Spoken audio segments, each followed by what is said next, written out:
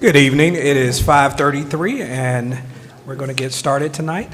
And the Cleveland City Schools Board of Education meeting will now start. So first on the agenda, we're going to have Ms. Anna Patel lead us in a moment of silence, and then also lead us in the Pledge of Allegiance. So if everybody would stand.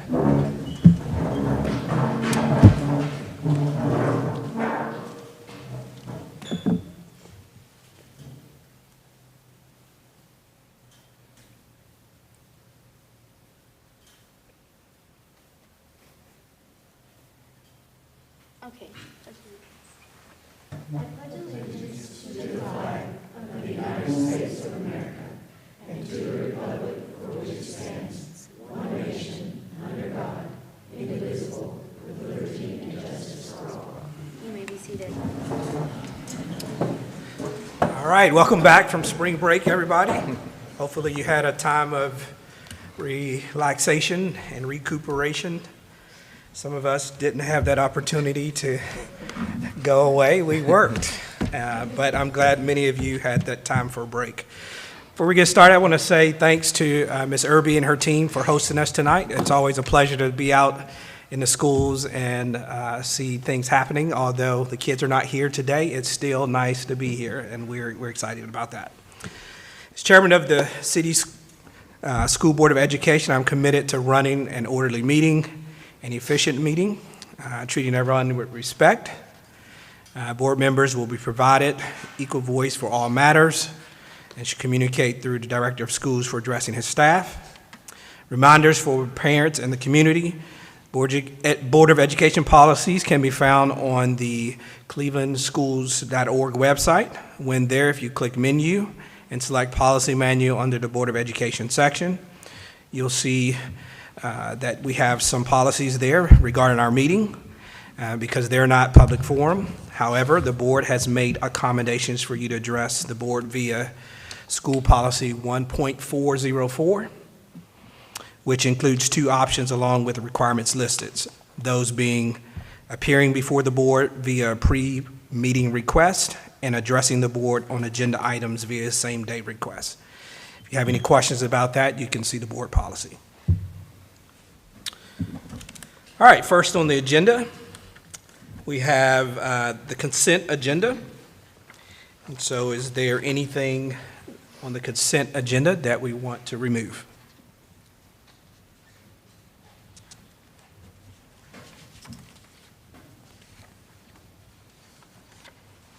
All right. Want to entertain a motion to accept the consent agenda as presented? So moved. Do I have a second? Second. All in favor say aye. Aye. Any opposed say no. All right, consent agenda is approved. All right, moving on to our regular agenda. We have the first thing on the agenda is the director's update. All right, well, good afternoon. Good to see everybody here. Good to see our crowd, especially our wrestlers who are here with us today. I do have a few updates for you. First off, excited that Riley the Reading Raccoon will be at Blythe Bower School in the morning. This is a program through the Department of Education celebrating Tennessee Literacy Month. So I, along with some others on our staff, will be greeting Riley at the school in the morning and showcasing Riley walking around the school, visiting some classrooms. Maybe we can get him over to the high school and visit some of your classes too. If the wrestlers would like to see Riley the Raccoon, I'll work on that, see what I can do.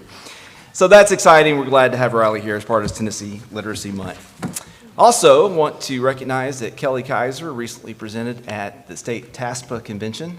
He presented on recruitment strategies and retention strategies for teachers and staff, did a great job there. And Cody Raper and Caroline Corrigan have recently presented at TOSS, Tennessee Organization of School Superintendents. Part of that organization is for folks who aren't superintendents that can be members, and they led in various capacities there. So I want to thank all of them for representing Cleveland City Schools well at those different conferences. Several of us had the opportunity to visit Collierville schools and Bartlett schools before the break with the innovation team. We had principals, we had teachers that went with us. And we really went over to check out technology in classrooms, specifically K through 8 classrooms, to see how they're integrating iPads into those environments and some of the work that they're doing in not just that area, but also other areas. And it's always good to go visit other schools. As you know, we have a lot of other districts that come here to visit with Cleveland and see the things that we're doing, so it's good to go out and visit with others as well. And I appreciate Dr. Raper organizing that, putting that together. One of the things that I've been busy with here lately is something I'm calling Director of School Chats. And this is the time that I'm spending meeting with all of our principals, all of our directors, supervisors, specialists, and others, really going through and having one-on-one conversations as part of the official evaluation cycle, but also just having good conversations with them around 4 simple questions that will pop up here on the screen. Keeping that together, it's what's your favorite part of the job? That's always a good question to start with, and it's interesting to feedback. What's the most frustrating part of your job? That's always good to hear as well. What's something I need to know to help you do your job better? And then the 4th question is what else is on your mind? And that opens up a lot of neat conversations, and I've appreciated the feedback that I'm getting to help me understand the needs of the system is through a lot of different eyes, because simply I can't see everything that's happening in Cleveland City Schools. I'm not at every single event, not at everything that happens every single meeting, so it's good for me to get that feedback that I can then use as we go about creating the next budget, go about the next strategic plan, and just think through things as we discuss as a board.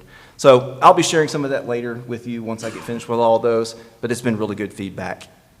Also want to let you know, March 27th to 29th is a TOSS Legislative and Learning Conference, so I will be in Nashville. We'll also have a group from BCPEF, our lead fellows that will be there. So Dr. Cash and I will have the opportunity to meet with the lead fellows, and they'll be meeting with some of the state officials at that conference. So really covering 2 things at once through those days, working with BCPEF and seeing how helping them to better understand the process for how bills become law in Nashville and how that process works specifically with education, but also being part of the Learning Legislative Conference and meeting with state officials and legislators and seeing what we need to think through together. So that's my update for tonight. Thank you, Dr. Dyer. Any questions for Dr. Dyer? All right. Next item on the agenda, I'm going to hand it right back to Dr. Dyer, and that's the spotlight. All right, it's my pleasure to welcome to the podium Al Morse is going to come up and talk to us about wrestling at the high school and some of the highlights that we've had lately. We have a lot to celebrate, and that's a good thing.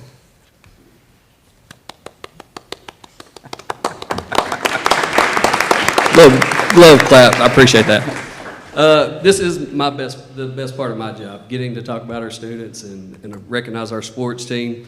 Obviously, this is a very unique situation when you got a 6-time state championship team. First time for the girls. And I'm not exactly sure, do you want them all to come up or? Of course we do. Let's go ahead and let's get them up here because this is about them and not me. So We'll just fill in this whole area here.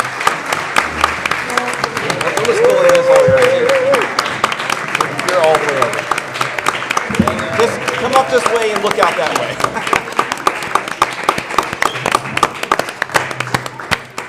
there's a lot of them.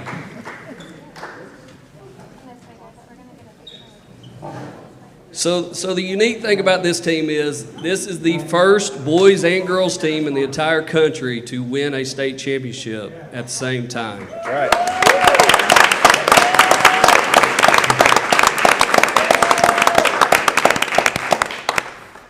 A lot of people don't realize the work that goes into being a wrestler. I know it's kind of a sport that people look at and they say, man, these guys are cutting weight, they're spitting in a cup, they're doing all these things that people are just like, that's weird.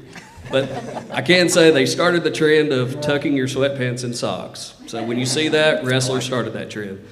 But ultimately, guys, this is a great group, good group of kids. We got a lot of them coming back. Definitely looking for more success. I know our boys and girls are favored to win it again next year, so we're hoping to have them back.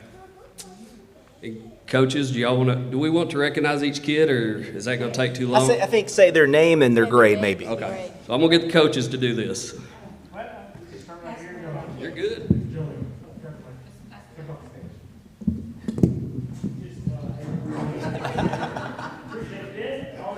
Jenna Morris, you can come up here too. All right, we'll just start right here. Get to start with a good one. Lucas Zimbrowski, state champ, sophomore.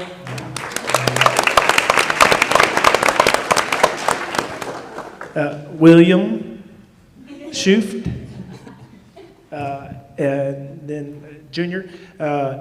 Chase Walker, sophomore, state runner-up. Right next to him, yeah, pretty good, pretty good achievement. Zach Boskin, sophomore, state runner-up. Bentley Ellison, senior, going to Campbell University on a wrestling scholarship. Senior, state runner-up. Logan Fowler, junior, state champ. Reggie Tumlin, senior. And David Dina Tolis.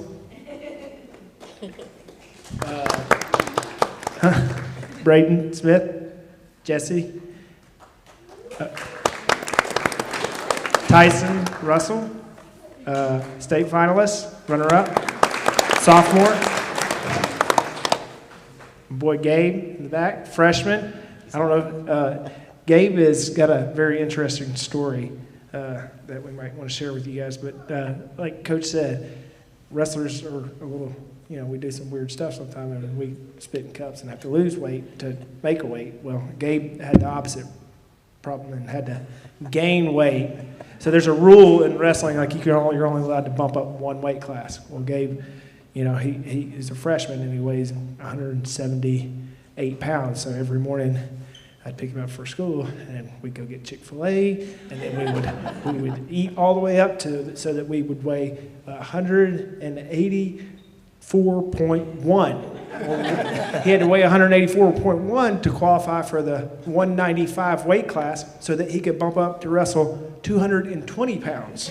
So he's given up like 40 pounds of weight and as a freshman and fighting his heart out for these guys. So he did an awesome job for us for this year. Then we have down at the end, Cy Fowler, sophomore, third place. And Caden Rice, also a sophomore and third place. For the girls, we have Serenity McGlade. She's a senior. Our only senior here who are losing. We also had one other senior with Nia. Everybody else is back. We have Olivia Collins. She's a state qualifier, sophomore. Leah, and I've asked her a million times this year how to pronounce her name. It's Adriance, like Beyonce. Leah is a sophomore. We have Madeline Zanoon. She is a sophomore, state finalist. Kiki Turner, sophomore. She's state qualifier. Anna Melton, sophomore, state qualifier. Bella Harris is a junior. She is a state medalist, fourth place. We have Senna Grassman. She's a freshman. She was third place. We have Shiloh Denton, freshman. You have Jaylee Garcia, state qualifier, sophomore. And Piper Fowler, two-time state champion, ranked number 2 in the country, sophomore.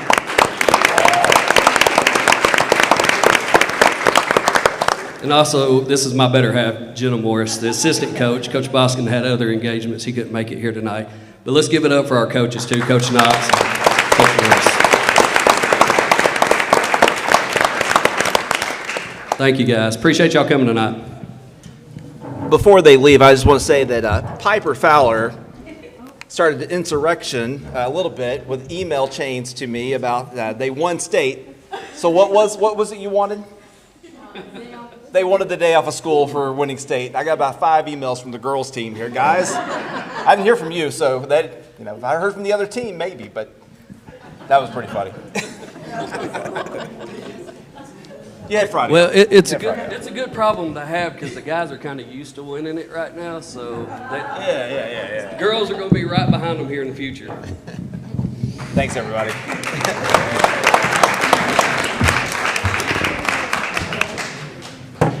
Wrestlers, you're welcome to stay, or you can go to other places you might have to be tonight. Thank you for coming. Thank you.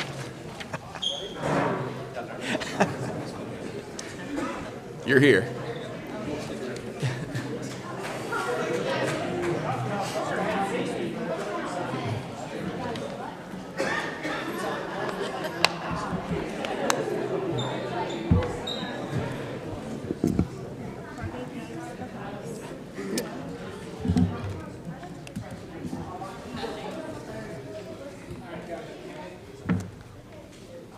All right, it's looking kind of lonely out there tonight. All right, so we're going to continue with our agenda. The next thing on the agenda is the first reading of policies. Okay. Boy, that's a tough act to follow. I know. You and policies don't sound near as much fun. Okay, 1.106. This one was a TSBA recommendation. They sort of took what was already there, condensed it, made it a little more concise, took a lot of definitions out. They do talk about having an ethics committee, which at this point in time I don't think we have, but we can consider that for the future, either an annual committee or an as-needed committee. Any questions or suggestions on the Code of Ethics policy? Okay. The next one is 5.704. This is a local change, I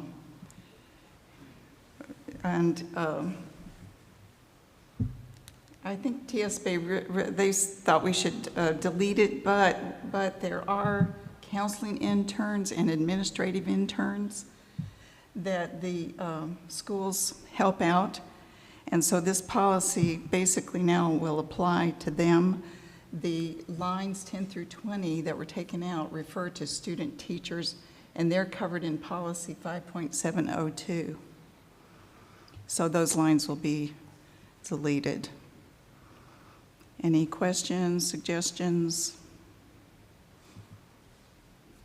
Okay, we'll go to the next one. 5.700. These were just some local changes for clarification.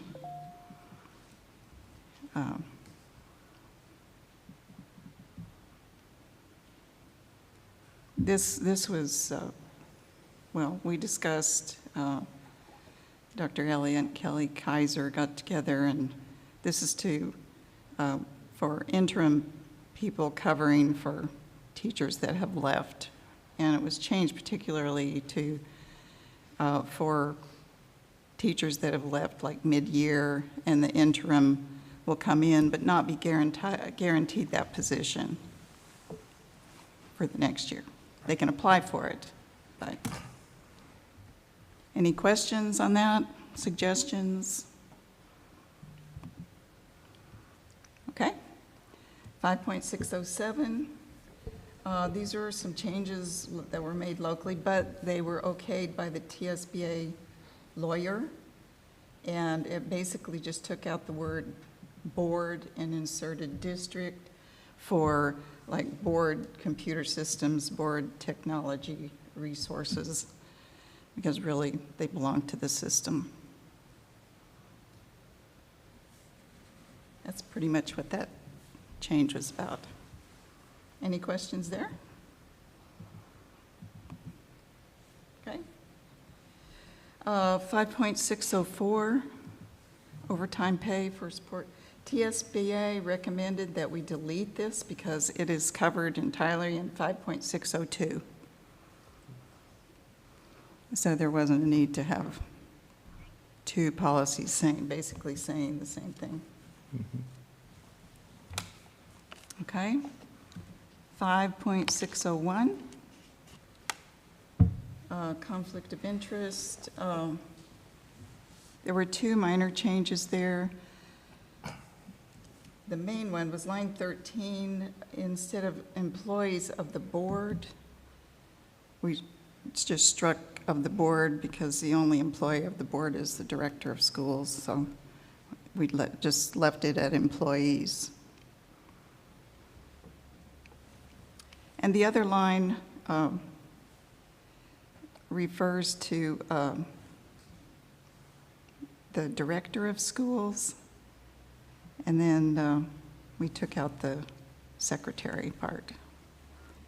And I looked up the law where it's, notated there, and it says nothing. It just talks about how the director of schools cannot have another position within the school system, like they can't be hired as a principal or a teacher. Thank you.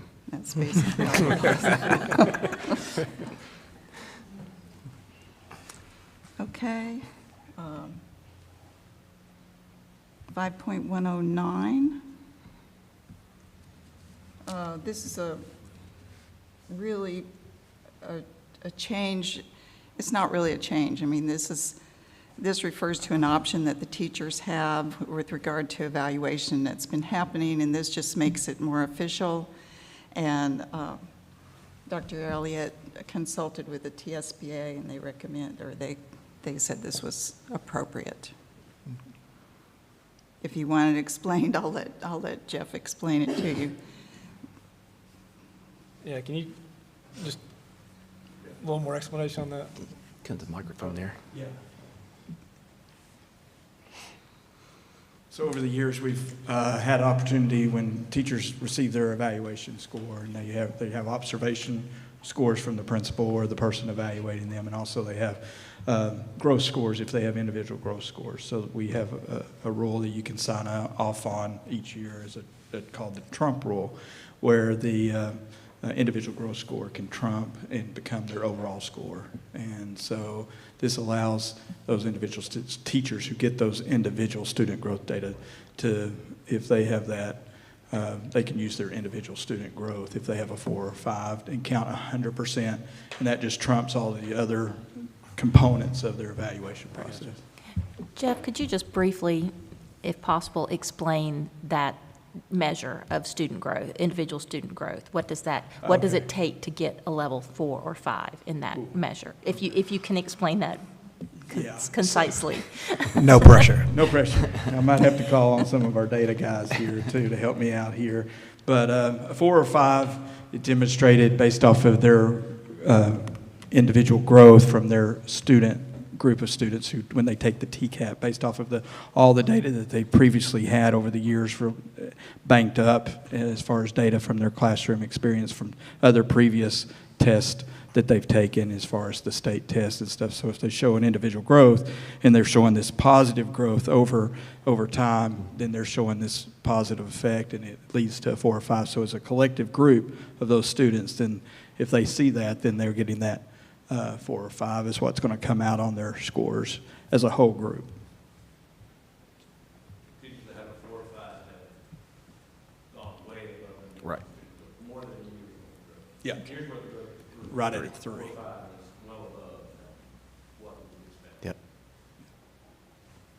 Thank you.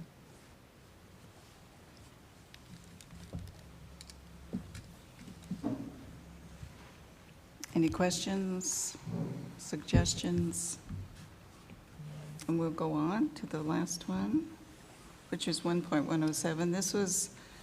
This is kind of they've rewritten what was there to make it more concise, and this is a TSBA recommendation.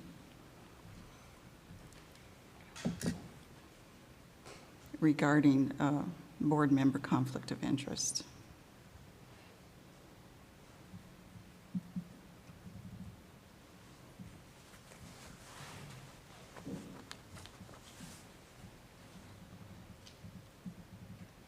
I mean, this is the one they said this is best practice. Yeah. And it doesn't duplicate. It isn't duplicating. They recommended it. Okay. Yeah.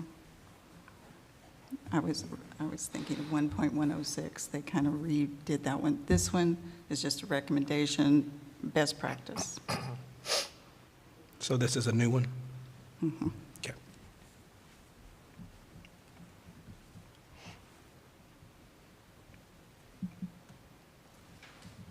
Anything specific on that?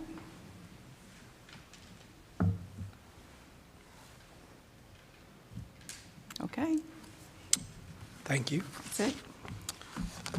Ms. Riggins, we appreciate that. And just as a note for you guys, Mr. Matthew Coleman and Jody Riggins, they represent the board in this area here, and Mr. Coleman is out of town tonight, so that's why he's not here. So thank you, Jody, for shouldering the load there. All right, next on the agenda, we have strategic plan focus. Okay, Caroline Corrigan's going to come up and present to that tonight.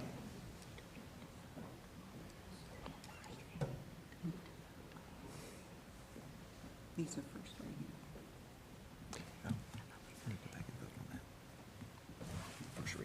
Before you speak, completely skip the vote there. Thank you, sir.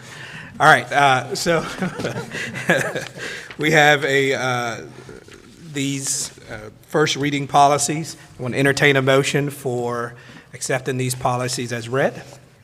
I move that we accept these policies as read. Is there a second? I'll second. All right, so we have a first, we have a second. All in favor, say aye. Aye. Any opposed? All right, passes 100%. Sorry. No worries, no worries.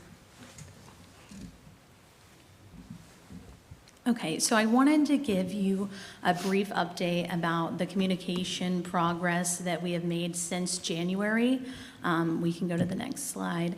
So regarding the communication update, it was completed in January.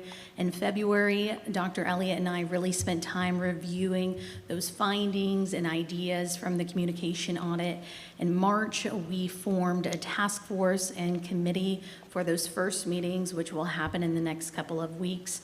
We plan to spend the next couple of months to research with those team members and evaluate those findings and forming a strategic communication plan. Our goal is to be able to present that plan at the board meeting in June. So those are the steps for the strategic communication plan. It's going well so far.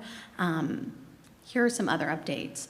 In the communication audit, our auditor had a couple of quick wins, some easy changes that we could make real quickly to make a big difference. And here are a couple that we have already implemented. After each school board meeting, I write up a quick recap email and I send that out the next morning to all of our employees so they know exactly what happened at the board meeting if they were not there or if they were not following along the live stream. Also, a couple of weeks ago, we had a luncheon lead where I had the opportunity to talk to principals from each school and receive feedback just on communication overall, crisis communication, just some challenges that they face that I don't always see. So that was super helpful in moving forward with this planning process. We've also started including more information in the weekly admin email that goes to our administrators.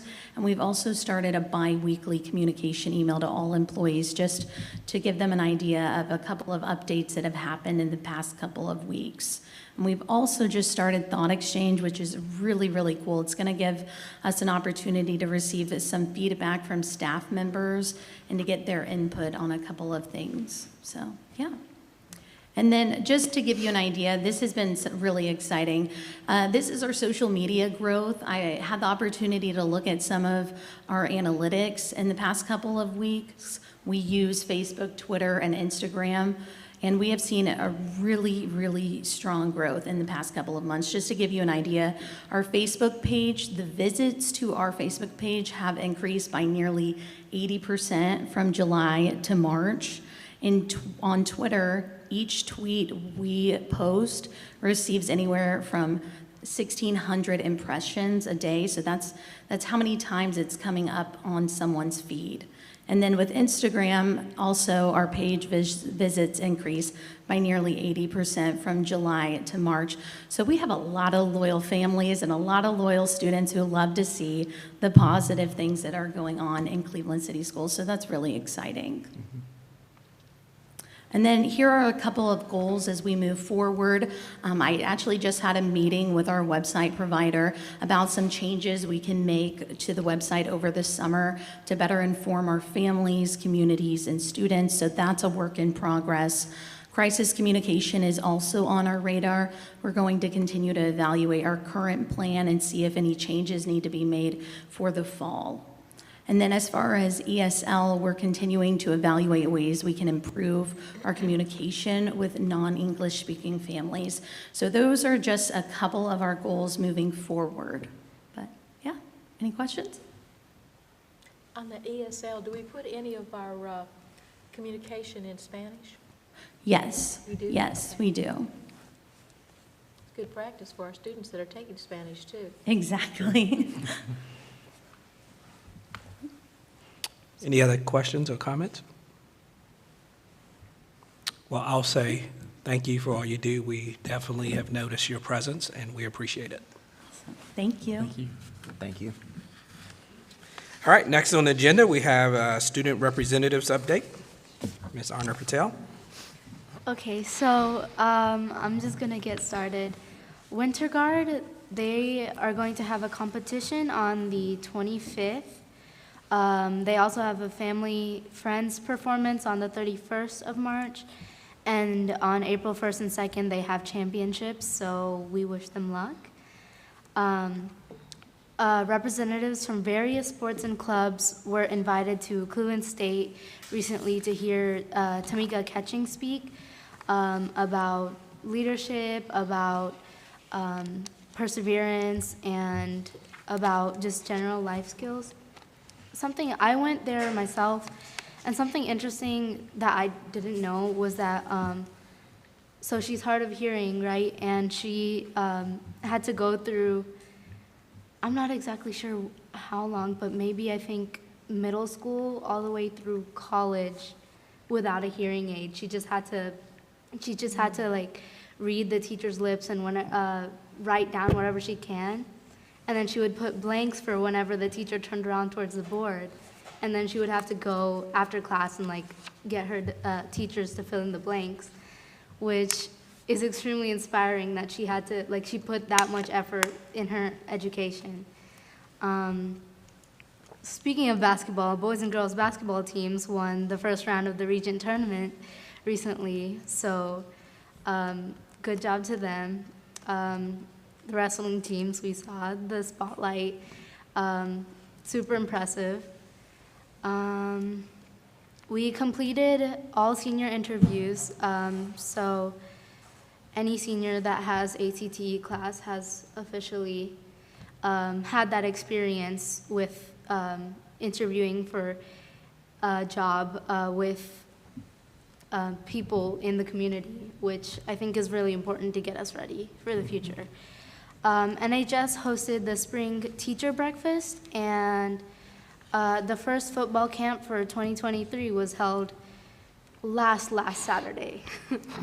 And that's all I have. Okay. Good. Do we have any questions or comments for Ms. Patel? All right, thank you. All right, the next item on the agenda is the math textbook adoption. Yes, time for the secondary presentation, and Dr. Lang is going to lead that for us tonight. I know you all were excited that math is the most important thing on the agenda tonight. I'm just a little biased, all right? Just once again. All right, our next slide. First of all, I want to remind you of our vision statement that we've had as a steering committee for our math textbook adoption. We believe in our mathematics classrooms, all students are capable of meeting the expectations of the standards and deserve strong, engaging instruction supported by highly aligned instructional materials and resources that make them excited about learning. And this has been our framework for our entire process with math textbook adoption. I talked about, we started this back in September with teacher committees. We have been working, going to trainings with the state, the mathematics department from the state with textbook adoptions. They've been giving us ideas and things to do, things to see. We've done that. And we had our vendor presentations. And last month, we did an elementary presentation I did to the board to talk about the SAVIS for our elementary textbook adoption. We weren't quite ready for secondary at that time, and because I wanted to make sure that our teachers and parents had voice in this discussion. So what we have now, we have iReady Mathematics is what I'm recommending for, the committee is recommending for grades 6 through 8. Some of the parent and teacher comments are, it's laid out, easy to follow. There are fluency pages, they match the state data, embedded TCAP review. There are high-level questions throughout with examples and practice. There are high priority questions that need to be asked, are highlighted for the teachers that they've pointed that out. There are error analysis available for some of the examples. This is also the current textbook that we are using at the middle school, and that is the recommendation for grades 6 through 8. Then we talk about high school, we really adopt what we call AGA, Algebra 1, Geometry, and Algebra 2. And that's the adoption that the state has asked us to do for secondary mathematics at the high school level. And the recommendation from the committee is SAVIS, which again is the same one the elementary did. It is it is formerly Pearson. And some of the teacher comments, it's very similar layout to what they were using now. And there are virtual nerd videos to helpful for all the students and parents. A lot of the teachers said they love the flow of the lesson, the standardized assessment book, and there were different platforms. There's a digital section, different things that they can monitor the students' understanding, and it's engaging and includes scaffolding for all learners. And then the next slide, we had quite a few parent comments on the high school, and I really love to see the feedback from the parents. And some of the parents, they were very in-depth, and I appreciated reading them, and the committee enjoyed taking that into consideration. Some of the parent comments were, it has a very friendly interface. It seems straightforward. It looks like it gives the teachers a lot to pull from. There are a lot of helps included. And this parent said, I sat down with my student, and I looked at all three, the three final, and this was the best by far. So I liked the parent-student interaction that they gave us the feedback about. SAVIS just makes more sense than any of the other ones. It looks like something my child would be interested in and actually learn from. And this parent also said there are a lot of supports in this particular curriculum. The final comment from a parent is, looks solid, lots of variety, neat technology intertwined, lots of ways to assist in the classroom and at home, looks interesting, and lots of ways to check for understanding and fun activities. And I really appreciated the parental feedback that we had from that. Now, I'm also going to talk about this other curriculum, which is called Open Up Math. Now, what we do, the school board policy says that the Board of Education adopts the curriculum that is used in the classroom. Now, we have the decision whether we purchase it or not. And so what we're looking at is Open Up is actually a curriculum that is open source, and which means that it is free online. And so it is curriculum that has been approved by the state, but the teachers found some really good problem-based task analysis types of questions that they wanted to integrate into their curriculum.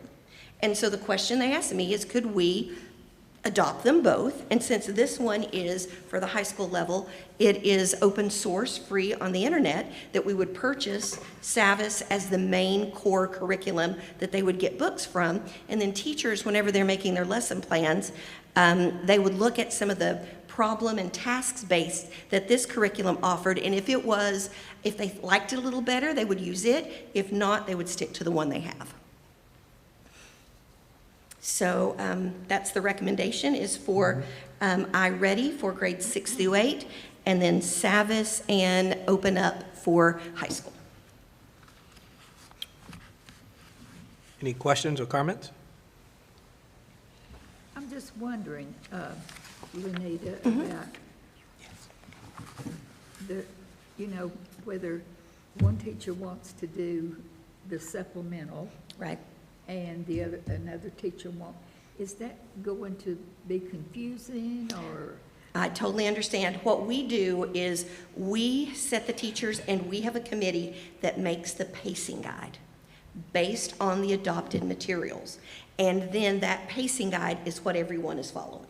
And so actually, the high school teacher leader even suggested that if they are using anything from the extra, from the open source materials, that they would teach the teachers and go over and have a group where they all practice the problem or the hands-on activity like the month before, and then all of the teachers did that and then continued in their pacing guide. So they do have a guide that they're all following. Very good question. But I could see. Yes, I can see that, yes. Yes, thank you for bringing that up. Be confusing. A question. Yes. The virtual nerd videos, is that something they could play over and over again at home? Yes, it is. It's wonderful. The curriculum they're almost, they call them virtual nerd, they're help videos. So if a student is at home looking at something that they don't understand how to do, they can go back, they can watch the videos. And I believe, I'm 98% sure that with this one, once they have it on their device, they do not need internet at home to access that video. That sounds really good. It is. And that's even, the parents were bringing that out too, and some of the others that I didn't put on there. They like that there was something, because we've had kids at home in math saying, well, I don't know how to do that. I don't understand that. And if a parent knew the resource was there, hey, let's watch this video. It's like having the teacher there at home with them. Yes, that's correct. Good. And a lot of our companies, it was very interesting, that was something new that I saw this time for this adoption, are including videos on how to do parts of the lesson. And I think that was a positive aspect of COVID and virtual learning. They're producing a lot more videos on things that kids can learn how to do at home with the video. Other questions or comments? All right, we'll move along. Dr. Dyer, you're going to present this as a recommendation? Yeah, my recommendation would be to adopt the secondary math textbook adoption as recommended through the committee. So we have a recommendation on the floor. You want to accept this as a motion? I so move. Is there a second? Second. All right, Judy's second, too. got that? All right, so we have a motion on the floor to accept the recommendation of the committee. It's been first and second, and all in favor, say aye. Aye. Any opposed? Passes 100%. Thank you. Thank you. All right, so the next couple items on our agenda are for informational purposes, or is information-only presentations. And so I'm going to turn it over to you to cover these. Okay, so next on the agenda, you have 8, 9, and 10, and 11 that are actually informational presentations.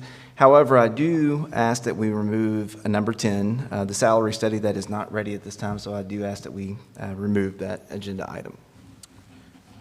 All right, so we want to remove that agenda item from the agenda as a recommendation. Do we, anybody want to provide a motion for that? Sure, I'll move that we strike number 10.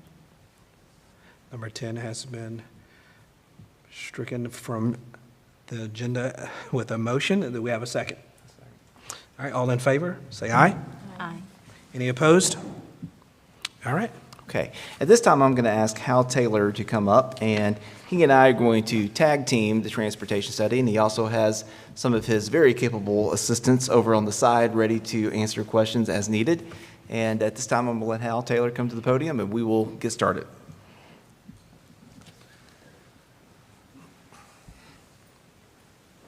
Good evening. I've asked Valerie Mack and April Miller to come tonight. They are both routing and dispatching. They handle the majority of the work that goes on with parents and keeping the buses going, and I count on them tremendously. They're actually what run the transportation department. I just get to take the credit for it when it's good. So I want to thank them for coming tonight. Our transportation study, we have a condensed version here to look at, and as you all received, the full version was quite lengthy. Covers a lot of information. So just wanted to cover with you some of what we've discovered and the highlights. We are presently operating, as I said, at the time of the study, it says we're operating 26 buses and transport approximately 1,616 students each day, 42 regular bus routes, and 9 special education and other bus routes daily. A lot of this, I understand you had a chance to take a look at, and you'll be reading. Like I said, mainly hit the highlights. The study itself was conducted by Leanfrog, and I'll cover the scope and objectives, mainly to give us a detailed efficiency review for Cleveland City Schools, to define a high-level improvement roadmap to improve the effectiveness and efficiency of the transportation services. And sorry, I need to remind, yeah, there we go. And then on the bottom here, the assessment process consisted of the following: route analysis, review bell schedules for route optimization, overall performance comparative analysis, conduct finding opportunities, review workshop with transportation leadership, and develop a final report and deliver to the school system leadership.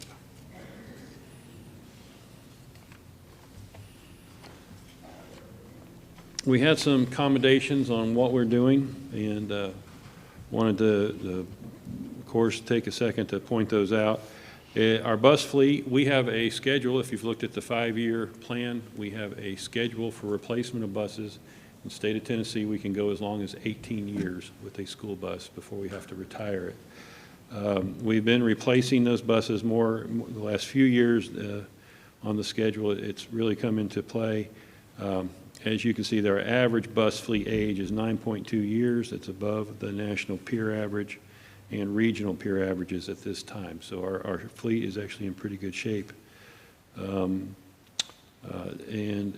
the transportation expenditures that I like to point out on here, you can see that overall the transportation expenditures as a percentage of overall district expenditures over the last 3 years range from 2.4 to 2.6%. This is well below the regional peer average of 5.2% or 5.21%. This reflects strong fiscal stewardship in the day-to-day department operations of the operations department. Fiscal steward also reflected when reviewing all cost comparatives against both national and regional peers. CCS transportation services were well below the median cost when measured as cost per rider and cost per bus. Only one cost comparative measure was higher than peers, and it was the cost per mile operated was higher than both national and regional peers. This denotes that most peer districts are operating buses for more miles. That primarily is because we are a city system, so we don't have the mileage that, say, the county systems would have being in the city. So we're very proud of that financially we're found to be good stewards of the budget. Based on labor performance indicators, the CCS transportation is appropriately staffed to sustain daily operations and routing and maintenance. We run 2 mechanics to take care of the buses, and we try to do most repairs, the most that we can, in-house, and I think that helps us keep our budget under control. On the second part on page 5, the bus fleet consists of 41 buses. 17 of the buses are 10 years or older, or 10 years older or less. Most buses have a manufacturer capacity of 78. 21 buses are active daily, transporting students to and from 9 school locations.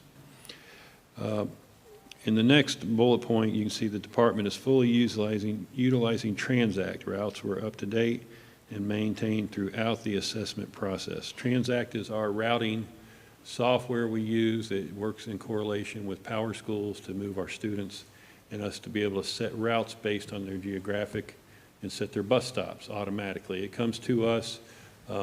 April and Valerie will get the students in at night. At midnight, we get new students downloaded who have asked for transportation, and then they are able to, they route automatically, but then they have to actually be checked on by April and Valerie before they're entered for the students to actually know where their bus stop is.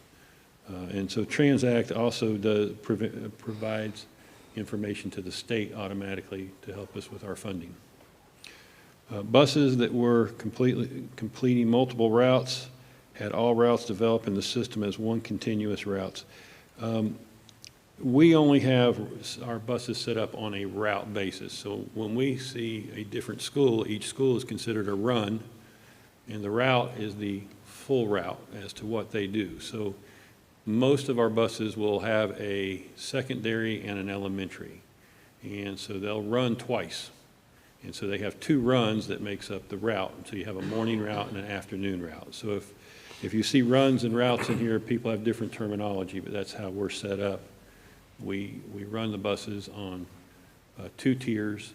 So we have 2 runs in the morning and 2 runs in the afternoon for each of the buses.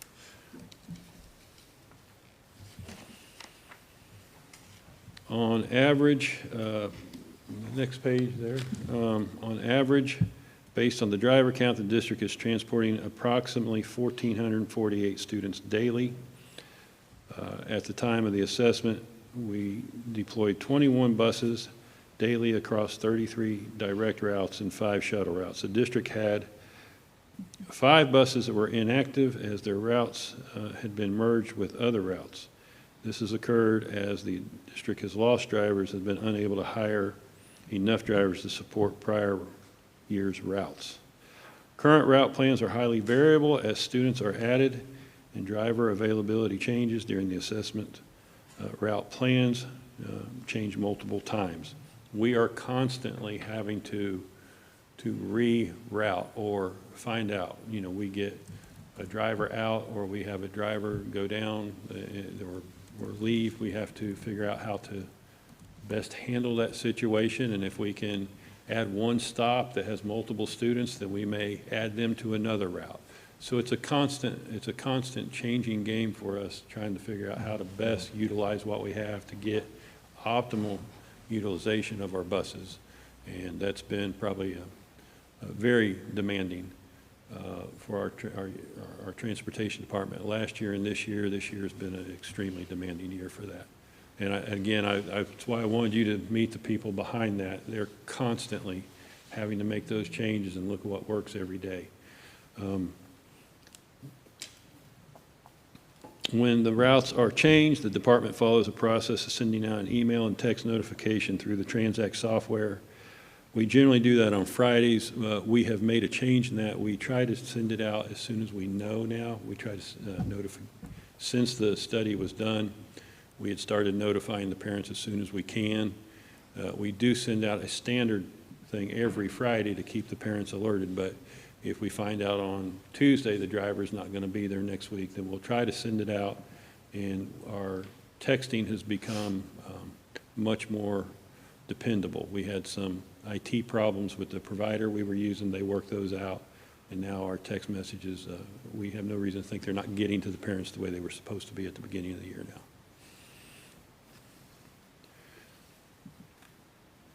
There's a few points that as we move forward here, I probably needed to pay particular attention to. During the assessment process, it was noted that the district is having an issue replacing bus drivers when they leave the system. This will be a worsening problem for the district as a large portion of the bus drivers and bus monitors are eligible to retire currently and continuing over the next 5 years.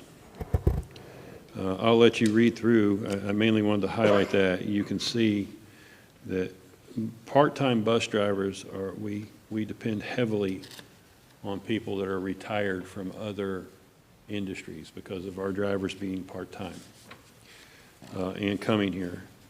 The current schedule and current setup of getting drivers, it's a very demanding to get a CDL compared to what it used to be. On down, you can see our current bell schedules do not allow for more than 2 routes per bus. We have really tight bell schedules, so we have a hard time doing double runs, and that's part of our issue, why we can't just run out and pick up another route and bring a bus in is we're very tight on our bell schedules. During the second and third routes, 11 routes, we're dropping off students less than 15 minutes prior to the bell. These were all elementary routes. One of the things we are doing now is we're adding breakfast for everybody. You know, we used to be lunch. Well, now we're breakfast as well. Well, you need the students there 15 minutes earlier than the bell time. So if you're getting there less than 15 minutes early, then a lot of times the students are having time getting in to have breakfast before the bell goes off. And because our routes are so close together, it's very difficult to get the elementary students in a lot of times, and to the time that they have to get to breakfast or even to make the bell at the start of school.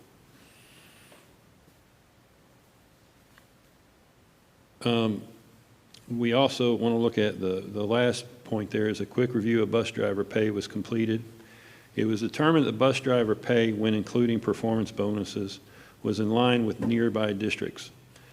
When normalized against the current daily hours worked, if daily hours were to increase, driver pay or performance bonuses may need to be increased to keep peer compensation alignment. Also, the district may need to consider allowing drivers to have benefits that some local peers have moved to this. So that's what we're competing against now. Hamilton County, for instance, they have probably the highest wages and benefits of any of our local areas, and their drivers have more hours that they're able to work. And of course, when you're competing against that makes a difference. Okay. Thank you, Hal, for that first part, and that kind of leads us into the recommendations for improvement. And I'm going to lead us through this. And before I get started, I want to let you know these are draft recommendations, the first two, that came from Lean Frog themselves. These are not recommendations I'm necessarily endorsing to you or to the public or anyone else, but I want to share with the public and with you tonight what the recommendations are from, 2 recommendations from Lean Frog, 1 recommendation from our staff, and then a couple of other recommendations as well. One of the things that's come from the study is the thought that, as Hal mentioned earlier, we don't have quite the time frame to run those double runs efficiently. So we end up tripping over ourselves in a lot of those cases. So one way to alleviate that is to move to a 3-tier start time, like it says here, to improve for improved route efficiency. So an example of a first option would be high school first. And this option, again, is a draft, as we see here, recommendation, would include Cleveland High School and Yates Primary starting at 7:15, the middle school and Candies Creek at 8:15, and then all other schools would start at 9:15. And you can see how that looks as far as proposed routes would deploy 17 buses, initial running, leaving 4 buses to sub, would utilize 18 buses, leaving 3 for potential subs, and then run 3 utilizes 15 buses, leaving 6 as subs. Note that the sub buses could be deployed to address any bus overcrowding as well. So that's utilizing your same bus fleet over more than we're doing at this time to create more routes and get more students in different ways. Pros to that: high and middle school students, day ends earlier, providing time for after-school activities. and then older students arrive home earlier than younger students. Cons to that include a late starting time for younger students may result in scheduling conflicts with parents that have earlier work start times. So there are pros and cons to every plan, as you know. A second option is on the next screen, and this is a high school last option. This would start the middle school at 7:15 a.m., all elementary schools at 8:15 a.m., and then high school would be at 9:15 a.m. And again, it goes to the deployment strategies there. Pros of this: earlier start for younger students may reduce scheduling conflicts with parents that have early work start times. Some studies have shown that later start times for high school students improve attendance rates, and middle school students arrive home earlier than younger students. Con to this: high school students' day ends later, impacting after-school activities. Then high school students did not arrive home earlier than younger students. So again, some pros and cons. Another option, this is not one that's recommended from Leapfrog. This is one that we've put out here as an option after a lot of internal discussion, is move to a 2-tier start time with additional time between runs. So an example of option 3 would be the middle school and the high school starting at 7:30, and then all elementary schools starting at 8:30. So that gives you a 1-hour differential between those two schools' start times, and you can see how that proposed route would break out. Pros to this: the start times are adjusted to provide for extended route times between secondary routes and elementary routes. It allows opportunity for shorter double routes for central locations within the city limits. And the times are adjusted slightly for each level, 15 minutes earlier for secondary than what you see today, and 15 minutes later for elementary than what you see today. However, the times for drop-off in schools are similar to the current year. The 2-tier schedule may not disrupt for the larger school community transportation and programming schedules as much as a 3-tier schedule could potentially. Another thought we had is that traffic at the middle school would or could see improvement with the earlier start time before the major rush hour of 8:30. Some cons of this: a later elementary start time may create a concern for schools to open doors prior to 8 o'clock a.m. That includes some staffing issues they would have to work out. Schools need to analyze times to start or to open doors for bus and car riders, and the 2-tier option may still offer a limitation to staffing enough drivers for all the bus routes. And then there's a note there, you know, we've talked about parent responsibility zones in the past, and that's something we wanted to just put in here as well. To totally end those double runs, Hal and his group have done analysis, and to make sure that we're taking care of our special education and preschool students as well, it would take 8 additional bus drivers in addition to the 29 listed previously. That would bring us to 37 school bus drivers that would be needed. So that's an issue that we'd have to think through. So that's where we are. There are 2 other recommendations, but I'm going to stop there for now to see what questions you may have for Hal, myself, for our 2 wonderful transportation folks that are anxiously awaiting questions at the end of the row here, and then go from there. Well, I have a question. Thinking about these options that we have before us as recommendations, and while I understand that there's not going to be a perfect solution that meets the needs of everybody, have we looked into how these will impact our current population, meaning the parents, like the parents that are working or not working? Have we did anything regarding that? No, this is the first presentation for this. So there's additional work that would have to be done, but it would have to be done fairly quickly. And to go through this, because April is the meeting that comes up with the budget. There are budget implications to these different pieces of it as well, especially when you're dealing with pay or other pieces of this. So this is something that I wanted to make sure we presented at the March meeting so that we'd have a couple of weeks to get any feedback that we possibly could to bring back to you. And that's why this is informational only tonight, not asking for a vote, so that we can get this started and get some direction from the board about how you'd like us to proceed.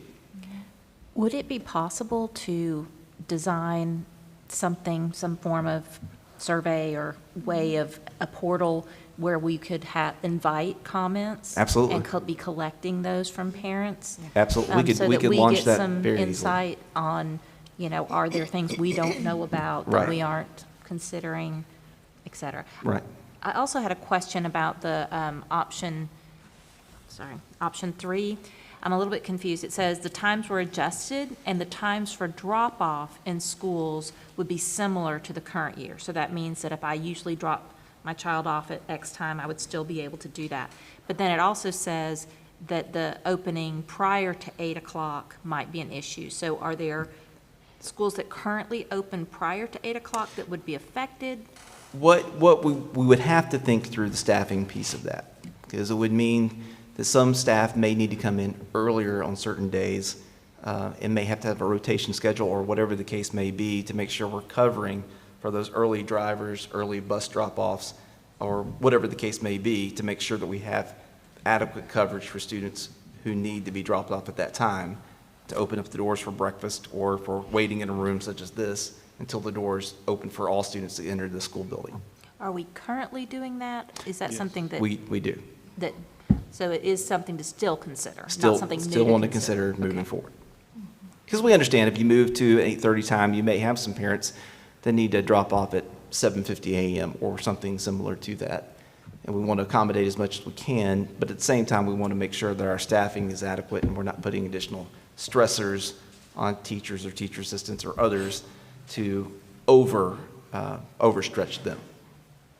Do we have any upcoming PTO meetings that we could discuss this and talk to parents about in person? I don't know if we do or not off the top of my head. That's something we can look at. And, we can always try to host a meeting at some stage. There's not a lot of time between now and the Right. April meeting since we're having a later March meeting, but that's something we can look at and we can certainly do a survey. Surveys tend to get people, especially when you talk about start times, you won't have, I think, 45 people like we did for the communications study. I think that'll be a pretty popular one for folks to comment and leave their thoughts on that. Do all the buses have monitors? No, ma'am. Okay. No, the special needs buses have monitors, and then we occasionally will have a particular student who requires a monitor because they may have a special situation. And that's generally when you have a monitor. We have had buses with behavior issues in the past, and we just have a few of those occasionally, and we do put a monitor on those buses. But for the most part, it's related to special needs when there's a monitor involved with the bus. Yeah. And I will add, when we deal with special education buses versus regular education buses, special education buses are a priority. By their students' IEP, usually transportation is provided if that's part of it. That means that's federal law dealing with that. So we have to prioritize those special education buses, which may mean that a regular route bus might not run a particular day, so we can make sure that a special education bus does run a particular day. So just want to bring that out, make sure everybody's aware of that as well. When it comes to bus drivers, I know they have to pass a physical every so often, but what determines retirement for them? Did they just determine that? Or? They determine retirement. Okay. Most, or a great number of our bus drivers come to us because they have a pension and they have on fixed incomes, and they want just something to supplement. And this works good because they have a lot of time off. They can spend time with their families in the summer. So that's really where our probably largest number of drivers come from. But you also, along with that, have physical ailments.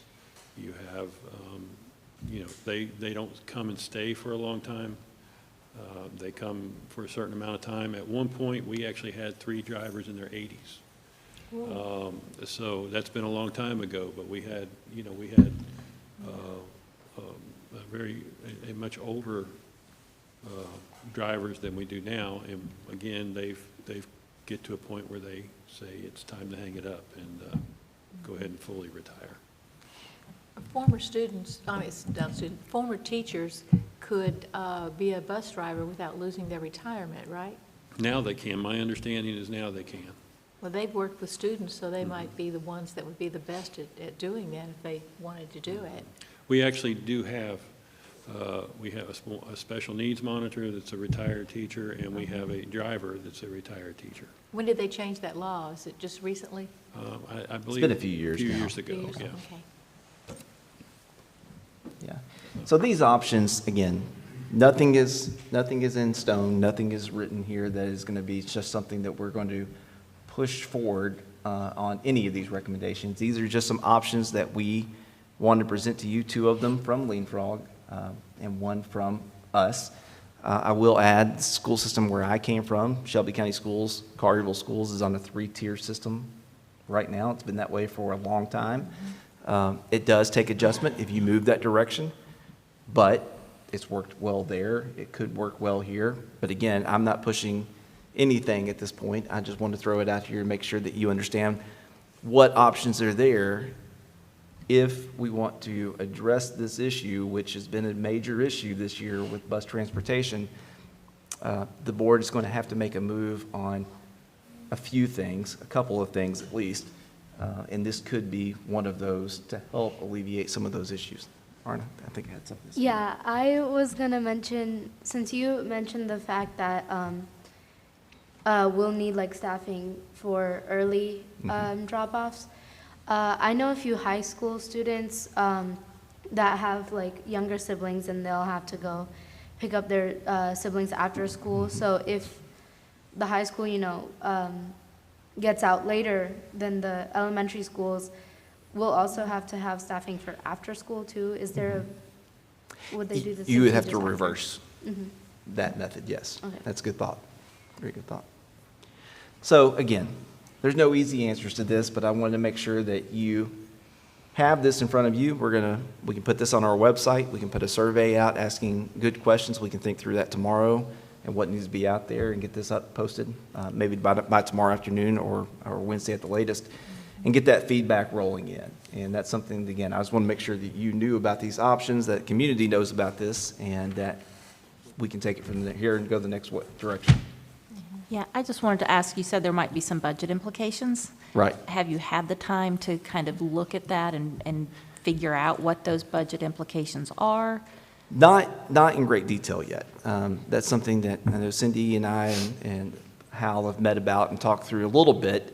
Really, the budget implications come on the next proposal that I would share with you, but it's really not a huge issue that we'd have to work out, but think through. But go ahead, Hal. It's a trade-off. Yeah. If you go to 3-tier fewer drivers, then you pay those drivers more, but you then also have fewer buses to take care of. They do more miles, but you have fewer buses and fewer capital expenses when you think about purchasing a bus at $130-some thousand. So it's a trade-off for that. It's a, but then you have how does it affect parents? And what I would also say that is how, it's the competition for drivers right now that's hurting us because the drivers don't make as much in our system. They make good hourly, but because they don't work as many hours on the grand scheme of things, they don't make as much. So that's where we have to weigh. You have to weigh how it affects parents and convenience for parents compared to parents that have no bus. And Right. that's actually where we're at now, is we Yeah. have parents that don't have routes and buses. So either way, whether you do option 1, 2, or 3, or some other option that's out there, either way, bus drivers will have longer days working with us under any of these options, which would require some additional salary for them. So that's something to consider. Ready, Mel? Okay, well, that takes us to the next option here, the next recommendation. And that actually deals with considering adjusting driver pay after routing optimization. And to boil this down, right now, our bus drivers, as you saw earlier, when you look at everything, we pay pretty solidly where we are in the region. We're in good shape as far as that goes. But one thing that could help, as what it says here, is looking at performance bonuses and how we use those performance bonuses. Right now, we have a performance bonus for all of our bus drivers that's available to them. Hal, do you want to explain that? Yeah. Just to make sure we're all on the same page here. For safety and attendance, they receive $150 a month performance bonus. And so they have to show up and they have to make sure they don't have a preventable accident and they don't let their bus run out of fuel. Okay, that's a bonus that's been around for a very long time. And then we have an end-of-year bonus that was primarily started to keep college students driving to the end of the year. And because college students would get out early, they would want to go home, especially at the Lee University. It makes sense, they didn't live here. And so to keep them on, they did an end-of-year bonus. And we've continued these bonuses. And at one point, it made a big difference. What we're seeing is the newer drivers, the newer generations, these bonuses, it matters to them, but it's not holding them on attendance as well as what it used to. And the end-of-year bonus doesn't seem to matter. Now drivers have to be 25, so we can't use college students. So the end-of-year bonus really doesn't play out as much as it used to because of the age requirements that the state now requires. So it would be better to take those bonuses, because they're mostly collected anyway, and wrap it back into the regular salary as an hourly rate so that they can receive, get a true idea of how much they're making an hour, if that makes sense. Hopefully I got that. Yeah. And that wouldn't be, we talked this morning, a huge budget impact, since really, if you think about it, 98% of our bus drivers are getting that performance bonus as is. The recommendation that we would have is to wrap that back into their regular pay. That way their check increases through the year, and we're not so more worried about the bonus at the end of the year as we were maybe 15 years ago. Right. So that's another recommendation that we will have as far as the budget goes when that's presented in April for your consideration. And then the last recommendation deals with what Hal mentioned earlier, so I'm not going to go back into that, but really looking at the parent notification process, and he's mentioned he's already made changes to that. Caroline is working with transportation, and we're trying to make sure that we're faster about responding to that and doing as good a job as we can. We wish we could make everybody happy all the time with transportation issues and bus issues that pop up, but sometimes really truly last minute, if a bus driver doesn't feel well that morning or whatever the case may be, that can create some last minute decisions that have to be made, and that means last minute communications. But when we know something is coming, we can plan for it, notify, and help parents make good decisions about how they're going to make sure their child gets to school. Did the majority of the parents get this report or this message that the bus route is going to be changed? Or Yes, ma'am. so, Yeah. so they, We have the routes set up by school, by grade, and then we can dial right down to the children that are affected. So we can notify. And even, we're even doing that with buses. If a bus is going to be more than 15 minutes late to a stop, now we're notifying that during the morning, during dispatch time. So we're using that notification to really let them know. do you have very many parents who don't receive the message, and there's a lot of conflict there? We did at the beginning of the year because of those IT issues. There were some laws that changed. And so we had some real issues at the beginning of the year. We were putting the notifications out, but they weren't getting there. That's changed. We've been able to get that corrected, and now they're getting it. Most of the time when they don't get it now, it's because we'll go into the parent information, and they've changed phone numbers or cell phones and haven't updated that information. Or it may be a secondary contact who doesn't have their information as primary. So it's not intentional, it's generally because information hasn't been updated correctly, or the primary person's asking for information and they're not entitled to that information.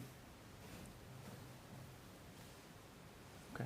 Well, if I'm hearing the consensus is to make sure that we get a survey out to get information. We'll make sure to ask good questions to get us good feedback.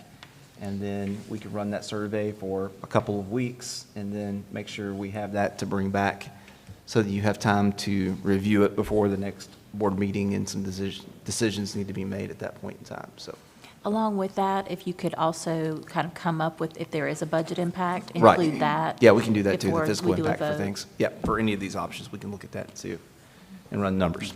Sure can. If a parent doesn't get notified that there's a problem with the bus, is there a number that they can call, or do they call the central office number, or is No, there they a can bus call number? transportation. They do. Yeah, there's somebody at transportation from 6 a.m., from the time the buses start running. And all the parents have that? Yes, they should. It's should. available. We put it on the website. We make it available out there to them. Okay. And we do get lots of calls, so. I was thinking maybe the first day of school, they need to have a card with that. You know, if there's a problem, here, this is the number you call. Oh, they find that number, trust us. Do they? They do. No, but I agree. And we try to make that accessible. And it's on our school buses as well. Yeah. Oh, that's good. Yeah, so we do have it, and then, the one thing is, we do have, that is drive time. So we will discuss anything with the parent, but we do, just so that you know, if you ever get any complaints about it, it is drive time, so bus drivers on our radio, and we may have something going on, a slight emergency or an emergency, and so then we have to get short with people on the phones, because we have to make them understand that there's only 2 people in the office or 1 person, and you have to take care of the situation first. And so we do get that. It's in the morning time especially, or in the late afternoon, we do have to kind of sometimes limit conversation. And we try not to, we try to listen, but occasionally you may get a complaint because we were short with somebody, but it usually is for that reason. I just want to make you aware that that does happen occasionally. You know, in all the years I've been on the school board, I've only had 1 complaint, and when I explained to them why the bus didn't arrive, they totally understood and were very nice about it. That's great, yeah. We get lots of feedback. So where will this survey be on the website? So, yeah, we will make sure that we put it out on social media. We can email the survey to all of our parents using our system, and then we can put it clearly on our website in a very noticeable location. Okay. Somewhere on the front page. And it might be nice just to send something home with each of the bus riders, or something that Sure. says, look for this, or please complete. Right. Be glad to. Okay. All right. Thank you. Thank you. Thank you, Hal. Thank you, Hal, and your team. Thank you, April Yes. and Valerie. Okay, I'm next going to call Dr. Jeff Elliott up for the Future Impact Task Force, and he has a group of folks that will be coming to also share tonight. All right, good evening, everyone. This is a Future Impact Task Force report. We've been meeting for several months now. Back in the fall, we gathered and began taking a look at different variables that we're going to be looking at for impact of our classroom sizes in the future. I know every summer and fall, we really look at that as school starts to make sure we're as prepared as we can be. And so we really wanted to dig into that this school year to take a look. And there's a lot of moving parts to that. And so the first piece was our team gathered. We gathered a group of staff members and a board representative, and this is a list of the names. As you can see, we had several of our supervisory team from our district office, along with our principal leadership groups represented here, and you can see there who those members are. And we really wanted to have a representation because the variables that impact how our classes are staffed and the class size come from different aspects, as you see here represented on this team. And so we're going to share tonight some of those variables that we really analyzed and took a look at to be informed about so that we can make the best decisions as far as our class sizes in the future and making sure they're staffed the right way.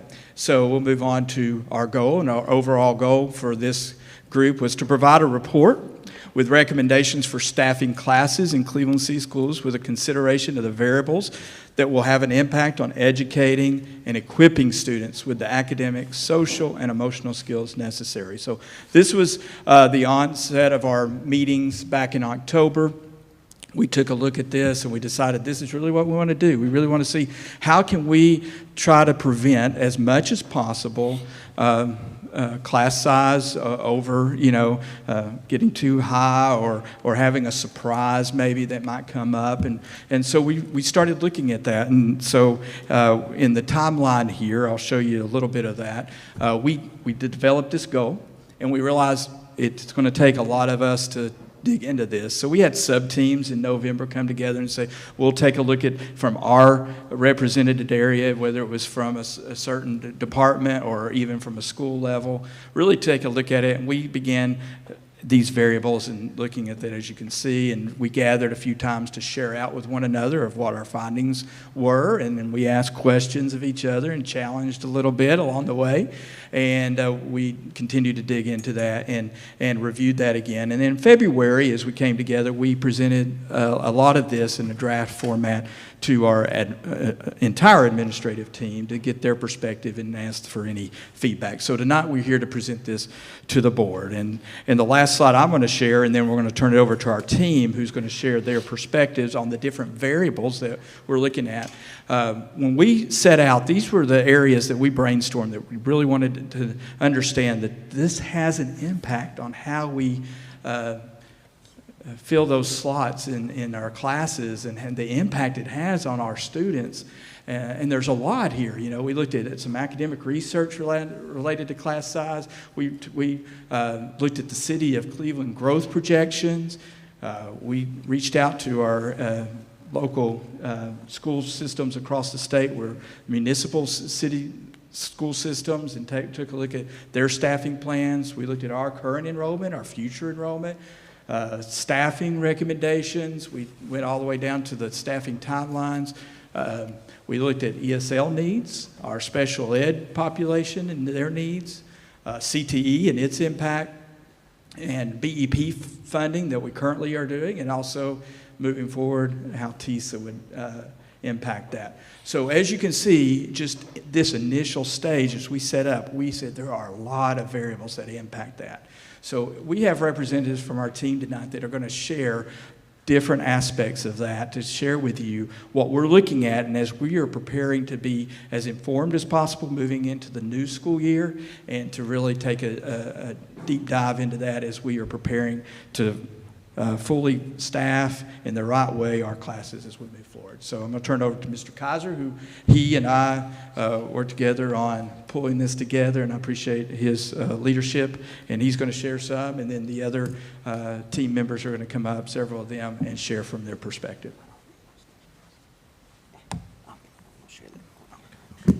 Before you start, a question about AIMS. AIMS is the Association of Independent Municipal Schools. It's an organization of city districts across the state and special school systems. Sorry, thanks. No, you're welcome. I was gonna include that because I knew that would come stole up. your thunder, sorry. That would be a question that someone would ask. We had some discussion around class size in August and September, and during that period of time, Dr. Dyer contacted by email all the directors of schools for AIMS districts. We received a pretty good amount of feedback from those districts. So the general consensus from all those districts is they pretty much operate the same way Cleveland City Schools does in relation to reviewing numbers and then adding staff if the need arises through day 10. We got some very specific feedback from Collierville, Murfreesboro City, and Oak Ridge. And basically they said, if you come up with a better way, you need to share that with us, because everyone pretty much does the same thing. And just for informational purposes, since 2018-19, we've added 5 new teachers after the beginning of school due to class size ratio issues. 2 of those were added in August of 2021, and 3 in August of 2022. Prior to that, we hadn't added any new teachers after the 10th day of school, or after school had kind of started. So that happens. That's something that we do. And we're going to talk about ratios a little more later on in the presentation, but understand, even if we lower the ratio, there's probably a good chance that we might have to add a teacher after day 10 just to meet the ratio. But we wanted to reach out to others and see if anyone was doing anything different, and we've pretty much found out that nobody really does much different there. I'm going to turn it over to Hal. He's going to talk about city growth, and then I'll be back again in a minute.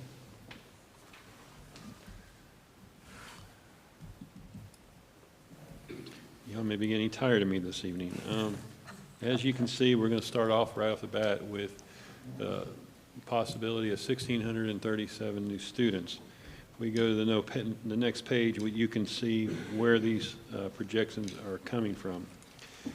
We have been keeping up for a number of years now with the construction permits on what's being done and what's being built across the city limits, and with annexation. This first pages are within the city, and those we actually have to kind of watch the planning committee to find out, and then keep an eye on and put together. They are not presented to us. They are just done by the planning committee. So one I would just point out to you right now, if you go down on the left side, it says building within the city to Vintage Cleveland Apartments on Villa Drive. You see that's 216 units.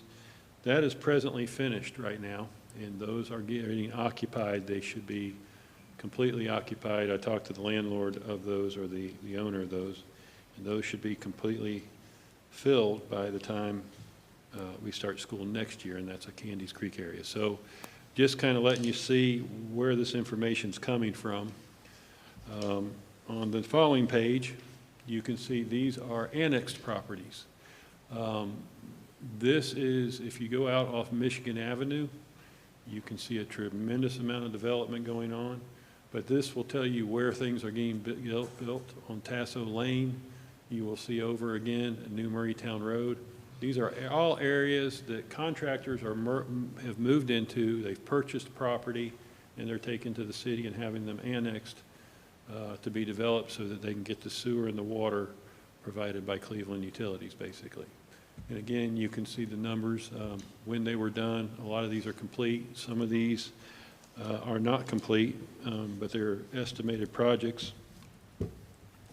And so once everything is complete on these pages, you look down at the bottom, the possibility, using census figures and ratios, the possibility is as many as 1,637 school-age children that could come from those areas. And if you look at the students by zone, that's not elementary students, but that's where K through 12, where they would come from, where the breakdown shows the area they would come from. And then when we go to the following page, we have a facility building and capacities. We have a building capacity, an enrollment, and an optimal capacity.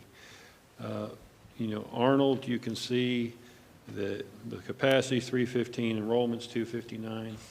Optimal is optimal programming. I'll let Mr. Cars address the optimal and maximum programming.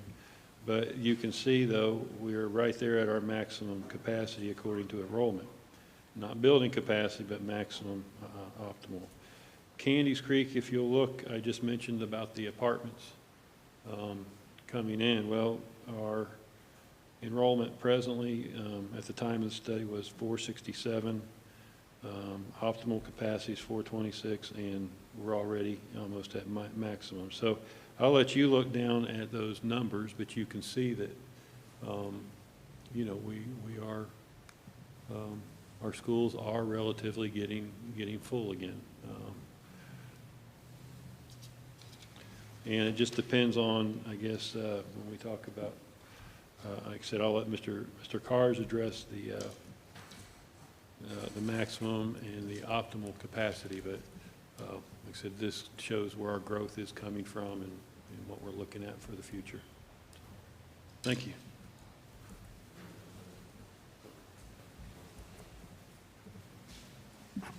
So there's the definitions of what optimal and maximum capacity are. So you have that. That's in the next slide for your reference. We'll talk about optimal capacity a little bit more later on, but that's really at 18 students per classroom in K3 and at 23 students per classroom in 4-5. I really think the big takeaway from the capacity piece, or what you're looking at in our buildings, is anytime we add additional classrooms, we're really at the point where we're going to displace something else. So remember back when we opened Candies Creek, a lot of that was about our elementary. We're going to get art off a cart, and we're going to get music off a stage at Mayfield, and we're going to do those kind of things. We're going to be talking about, when we start adding additional classroom space, we're going to be talking about having to think through what we're going to move, where we're going to move staff in order to make room for those additional classroom spaces. It's not a bad problem, it's just so that you understand that opening additional classrooms will require some adjustments within the school building. And then I'm going to turn it over to Mr. Cars. He's going to talk about demographics and enrollment. All right, good evening. It's good to talk to you about where we actually are. You know, we've talked through some projections about building and numbers, and but we do track historical trends, and that's part of what this part of the presentation is, to give you an idea of where we've come from, where we're at, and who is currently enrolled in our schools, to kind of factor in with building developments and kind of the things that can take a trend off.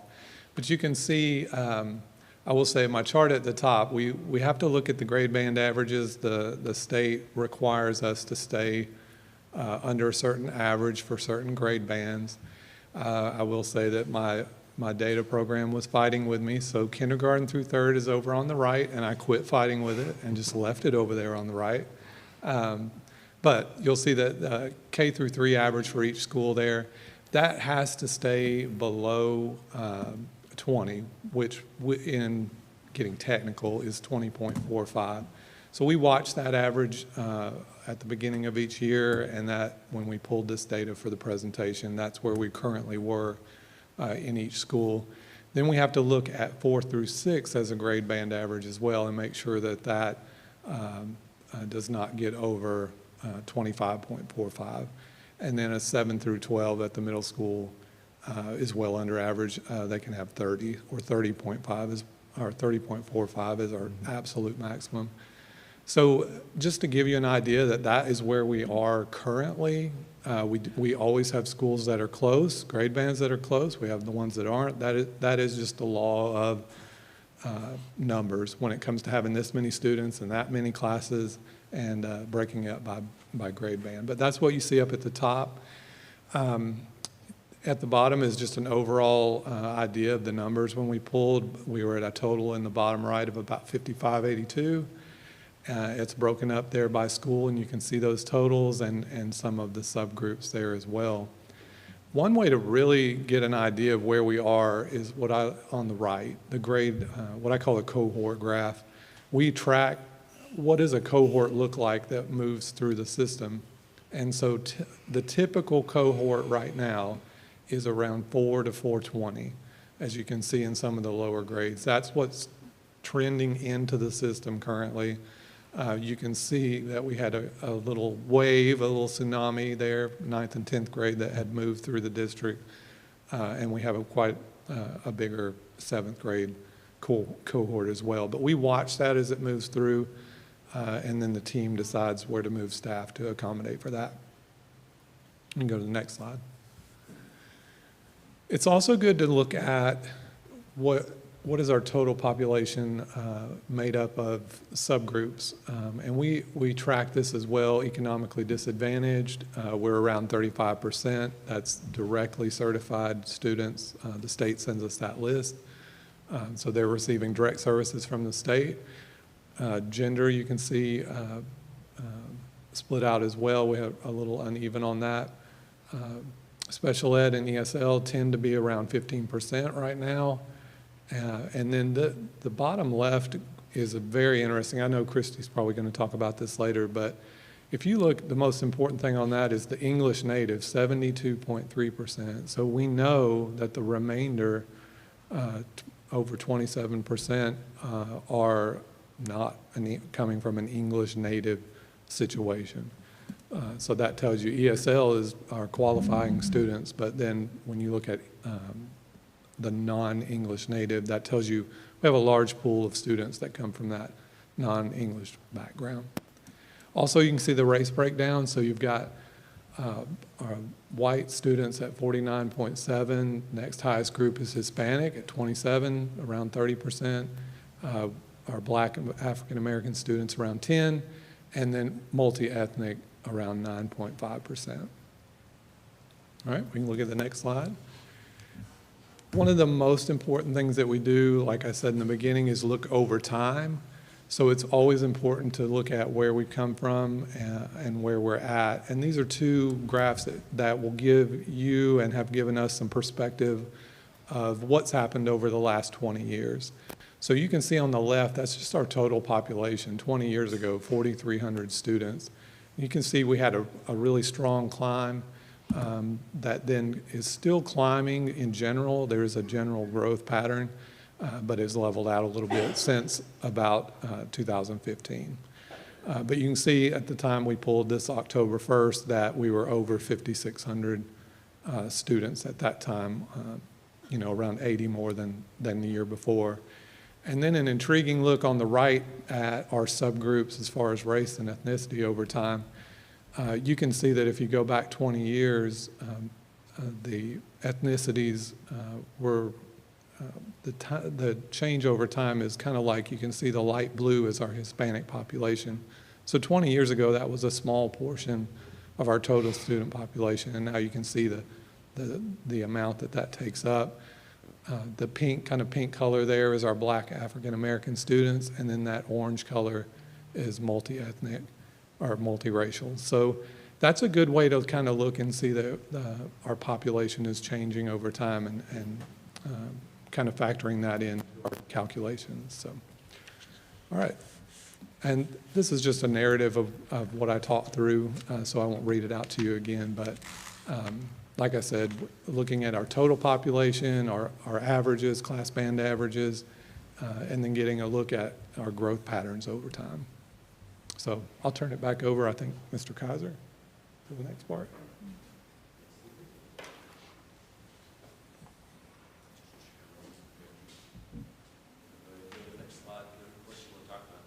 Well, the only thing to talk about on this is that this is how, when we conducted our last growth study, that we looked at this 1.013. When we looked at those blue graphs that kind of showed the last 20 years, how we had that strong climb, and then we leveled out a little bit there in the last, I'd say, 8 years. That statistically was taken into effect or into account to get this 1.01. So a 1.3% growth rate is what statistically, if you take out growth and development and things outside of that. Yeah. So what we decided to add, just the presentations, just for your reference. This is what the state law says about average class size and max class size. You can just see K through 3, the average class size has to be 20. Really can go up to 20.45. Max class size is at 25. 4 through 6, average class size can go up to really 25.45. Max class size is 30. And then when you get 7 through 12, average class size is 30.45. Max class size goes up to 35. And then CTE average class size has to be around 20, has to be at 20 with max class size at 25.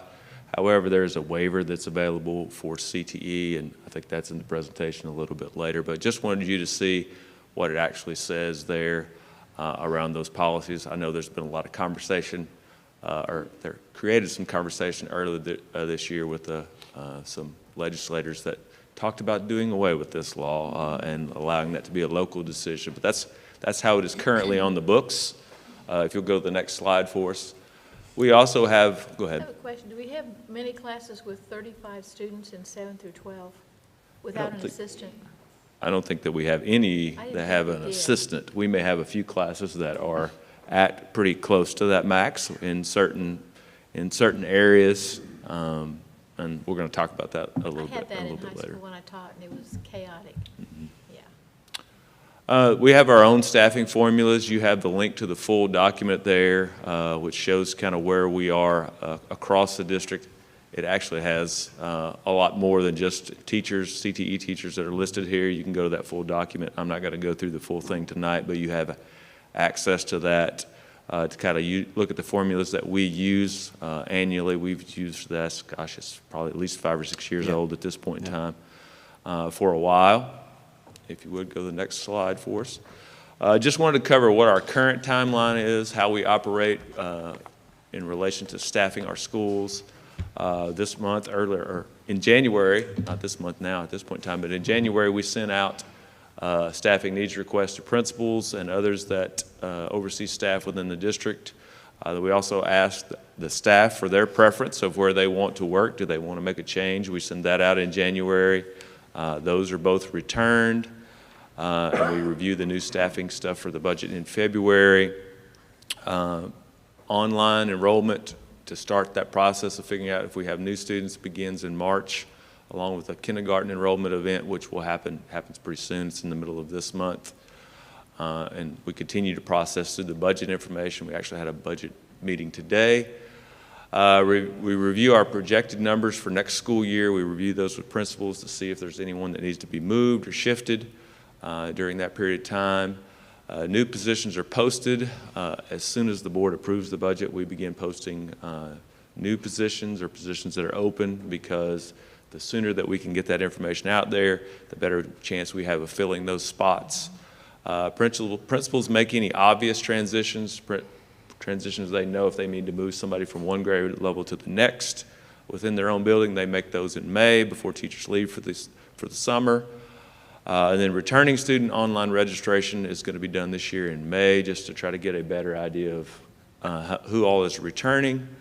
Then in August, we review the actual number of students that show up as soon as day one starts, and we have a full day of school. We start reviewing those numbers, and we make any additional hires as soon as we can in August. So that's kind of how it unfolds during the year and throughout the summer, which is a busy time, honestly, for HR from now until we get school started back up. But that's kind of our timeline. And then again, you see the star of how many new classroom teachers we've added over the past 5 years after the start of school. Any questions about that timeline or kind of how that process works for us? All right, I think you can go to the next slide, which is Ms. Duncan.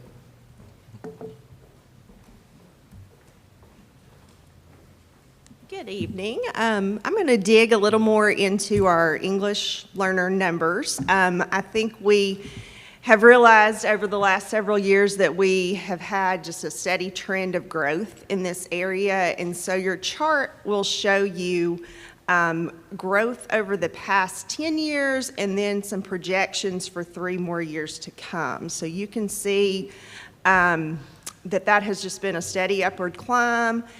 At the beginning of this school year, we had 825 students actually at the October 1st count, which is our kind of official counting period that we use for the state.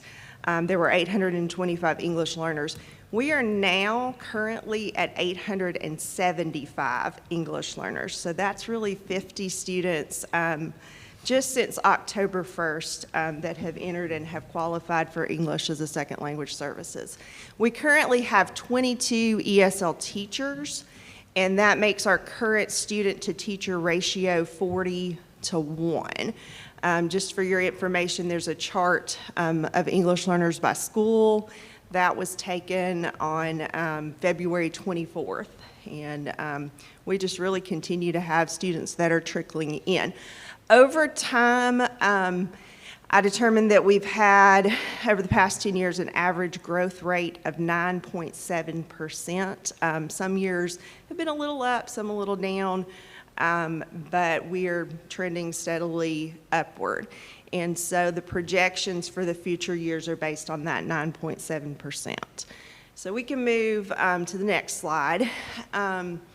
Now, our required state ratio is 35 English learners to 1 teacher, and that is based on our Tennessee State ESL Board rule that's referenced on this slide. Traditionally, we have looked at the October 1st EL count of the prior year to determine our staffing, but that really, as you can see from the chart before, does not account for the typical increase that we are seeing. And so I think when we've come up short on ESL staff in the past, it's because we are not necessarily looking at the projection. We're looking at just a prior count there. So So really, if I were to make a recommendation, it would be to determine the staffing for our English learners based on the projected October 1st count for next year, which is actually 905 English learners. And we are well on our way to that number. As I said, we're at 875 right now. So our current staffing, we do have 22 ESL teachers. That's a 40-to-1 ratio right now, and we are already exceeding our required ratio of 35-to-1. To bring us into current compliance, we need 3 additional ESL teachers, and then if we are looking at that projected compliance need based on next year's October 1st projected count, then we would need 4 additional ESL teachers to bring us into compliance. I think Mr. Kaiser will talk a little bit later about the cost of adding teachers, but just for reference, it looks like 3 additional teachers would be a total of $246,000, and then 4 additional would be $328,000. Do you have any questions for me? Can you use assistance to help to ameliorate that 35 number? The assistants are not included in that ratio. We do have ESL assistants that are part-time right now that we hire through Title III, and they help with various things, but they do not count into that ratio. We have to have certified ESL teachers. Okay. Just for clarification, your current compliance need is 3, but when you look at the projection, your total shifts from 3 to 4. It shifts from 3 to 4, yes, because currently we're at 875, so to bring us into compliance for right now, we would need 3 teachers, and then if we do hit that 905 projection, which we're well on our way, then we would need 4. And what happens when you're out of compliance? We in past years have had the opportunity to file a waiver.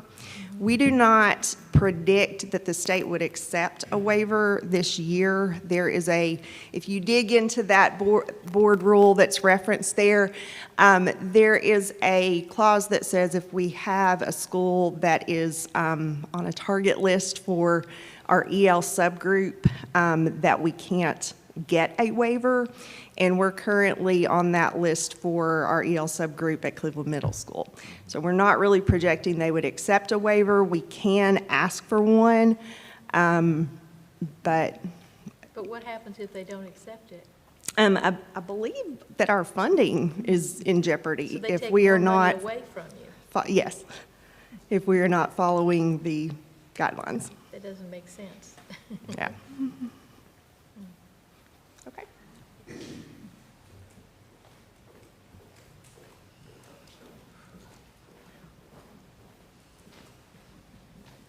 Hey, good evening. I know it wasn't too long ago I did a presentation. I know we've gone over some of these numbers, but one thing about as far as projecting our future growth, special populations, the percentage of special education students, we've been fairly consistent with that percentage. We hover between 14 and 15% of our students have disabilities, which is in line with national norms. So it's fairly predictable as far as our overall number of students. Probably what is less predictable, though, are the severity of their need or the significance of their needs. And so that's the challenges with special education is that while we can kind of predict our overall growth, which is sort of correlates with our growth as a district, we require a much smaller ratio of students. So you have to sort of formulate, what you can sort of project out what our needs are. Some things for us to be mindful of moving forward. We are starting to see, although our overall number is fairly predictable, we're seeing a growing number of students with very significant needs. For example, students with behavioral needs. And so something that we need to be looking at are certain current trends in special education, districts hiring, for example, like board certified behavior analysts, things like specialists that have particular skills to work with, the demands of behavior and things like that. In a previous presentation, I mentioned our fastest growing population is our students, for example, with autism. And so, so us being proactive about looking at current trends, how to address the needs of our various subgroups are things that we need to be mindful of. Let's see, next slide. I think there's one more slide. So this was just sort of reiterating what I just said. One thing that we also need to be considering, we've been talking a little bit about the needs of our pre-K population. There's a variety. We speculate about what we're seeing a growing need or a growing number of students aged 3 to 5 with disabilities.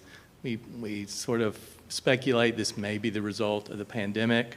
These are children that were born, sort of during the pandemic, and so their development, their developmental needs, were impaired.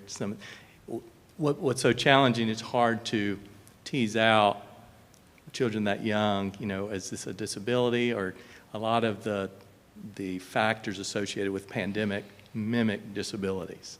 And so we are a little overwhelmed with our 3 to 5 age children dealing with the number of referrals and trying to tease out, is this trauma related? Is it environmental? Is this a legitimate disability? Regardless, we are seeing an increased number in pre-K. So those are some things that we need to be thinking about. We really haven't adjusted our approach to pre-K in quite some time. And so that's some discussions we're having. Are there more efficient ways to serve our pre-K population? Any questions? Thank you.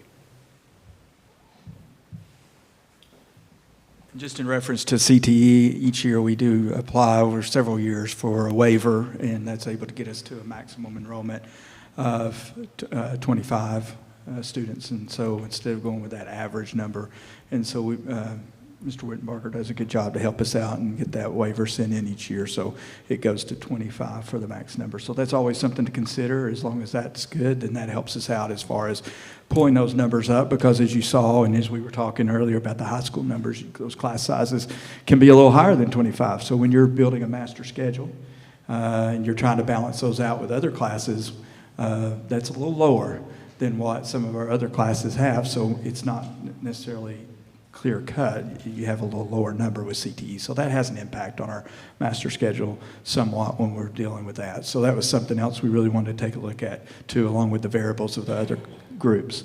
The last couple of things we're going to take a look at are the finances side, and then we're going to pull this together with some options and a place to kind of leave tonight to think about as we move forward. So Cindy's going to come up here and share just the financial update and the impact of that, and then Mr. Kaiser will wrap it up with some options.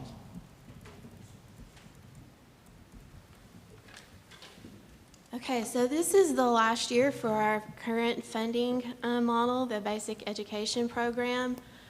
For 2022-23, our final allocation is $32,705,000. BEP bases their funding formula on student counts for the prior year, and they're weighted on average of the months 2, 3, 6, and 7. So for this year, our total count was 5,496 students. They break that down into the CTE and special ed, which you can see we serve 281 students according to BEP and 1,355 students according to BEP for special ed. For the next school year, we will be under the new TISA formula. In February, these rules went into effect, the Tennessee Investment in Student Achievement. These rules detail the weighted allocations for unique learning needs, direct allocations, student outcomes funding, and other areas needed to further define the law and outline processes and procedures for the funding disbursements under TISA. Again, it is a funding formula, it is not a spending plan. The department will share out some additional information as far as training, which we will all have to attend, I believe. I did hear in my last finance newsletter, they're looking at June for fiscal.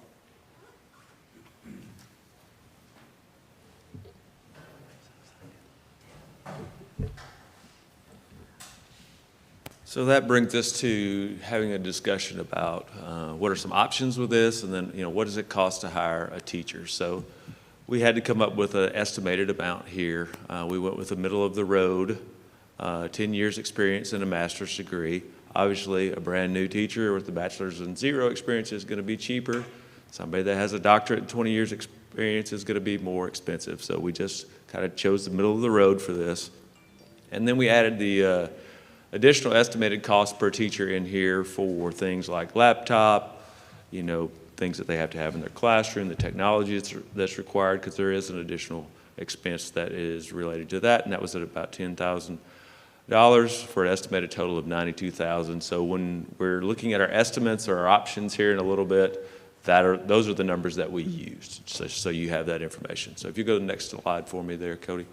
So we have some potential or existing teacher commitments that I just want to make sure you're aware of, because these are going to have budget impacts as well prior to us looking at the options that we have. But we've kind of already committed at this point in time to looking at an additional English teacher. We funded that position through some additional funds that we left over from a JROTC position that we didn't fill until later in the school year. And then we've also had a Discovery preschool teacher that we filled using funds that were shifted from a grant position. There is a need for those positions to obviously continue in the next school year. So that's an estimated total of $184,000 that we kind of already have out there in a couple of spots. And then you heard Christy talk about the anticipated need to hire the additional ESL teachers. We have had to waiver, we've been doing that for years now. We added 2 additional ESL teachers this past year. We've added additional ESL teachers for the past several years. Really adding 4 will finally get us out in front of the issue where we've been constantly trying to play catch up over the years. To do that, we estimate that would be a total of $368,000 for that piece. So before we get into the class size issue, we have this $552,000 that we are looking at that will have a budget impact before we address class size. So I want you to keep that in mind. Those are some additional, and there are other additional pieces that we've talked about. So if you go to the next slide. So there are a million options we could bring to you. So we had to settle on some places to start. And we're going to start with 3, and then we can come back to you, or at your request, we can run lots of other scenarios, pieces of these options. There are a million scenarios. So I don't want to get caught up on that. I want to talk through these 3 pieces. So the first piece is to take the K through 3 class size cluster down to 15. 15 is because if you read most of the existing research on class size, you have to really get that number down to 15 per teacher to realize most of the academic benefits of reducing class size. That's a pretty small class size. In order to do that, we would have to hire 26 additional teachers in the K through 3 cluster across the district. And that's a little over $2 million to do that. That would include a maximum class size of 20 in K through 3. And so then we just went through and we dropped the other clusters by the same amount. So if you took your 4 through 6 class size cluster to 20, you would have to hire 8 additional teachers. And if you took the 7 through 12 cluster to 25, you would have to hire 7 additional teachers at the high school. And you can see the maximums that are on the right side. With an estimated additional cost beyond teacher salary and benefits of $410,000 and a total cost of roughly $3.8 million to do that. Again, we can do pieces of these, but that's just to give kind of a general overview for option 1. If you will, we'll go to option 2. So option 2 is kind of a medium between taking it that low. We started with the cluster number of 18 because if you went back to the facilities report, that optimal class size number is based on 18. And 18 is also kind of the number that you will see that is on the high end of reducing class size, where it starts to make a difference, you have to take it to 18. So you may not realize as many academic, I guess is a bonus of that in the academic world, but you're certainly going to see some relief on stress on teachers, the ability to deal with some of those situations better when you're dealing with behavior and those kind of things once you go to 18. To go to 18 in the K through 3 cluster, you'll have to hire 11 additional teachers, and we would put the max class size at 23. And then you can see we dropped that throughout the rest of the grade levels. 4 through 6 cluster of 23, we're currently at that. That would require hiring no additional teachers in that area. And 7 through 12, to take it to 27.5, we would need to hire 3 additional teachers at a cost of $246,000, max class size. And in the core, we were really concentrating on the core at the high school level would be 32 for a total cost of basically $1.3 million. So those are options 1 and 2. If you'll go to option 3, that's really just to get us to what's required by state law, kind of taking the tenths out of that. We would need to hire 2 additional teachers in the K through 3 cluster to get us to that, $164,000, with the maximum class sizes being at what the state requires them to be. 4 through 6, we wouldn't have to hire anybody. We're in good shape. 7 through 12, we would not have to hire anybody. We're in good shape to meet those maximum numbers. Additional cost of $20,000 for $184,000 total cost there. We've been in compliance with class size, so any action that you take is moving us from the max, what the law says, to a more optimal situation for our teachers and our students. So again, we've been in compliance with the law, but it is moving us to a more optimal capacity, I guess, for our teachers and students if we do reduce the class sizes we currently have. Any questions? For options 1 and 2, what is the impact on the principals? Because obviously when you're adding more staff, there's additional administrative workload and things like that. Have we explored that? Yeah. So the first thing we definitely have to look at is the space available. What is that going to displace if we add a certain number of teachers to that building? So they're going to have to work through the facilities piece. What does that mean for their building? We'd have to take a look at the evaluation piece.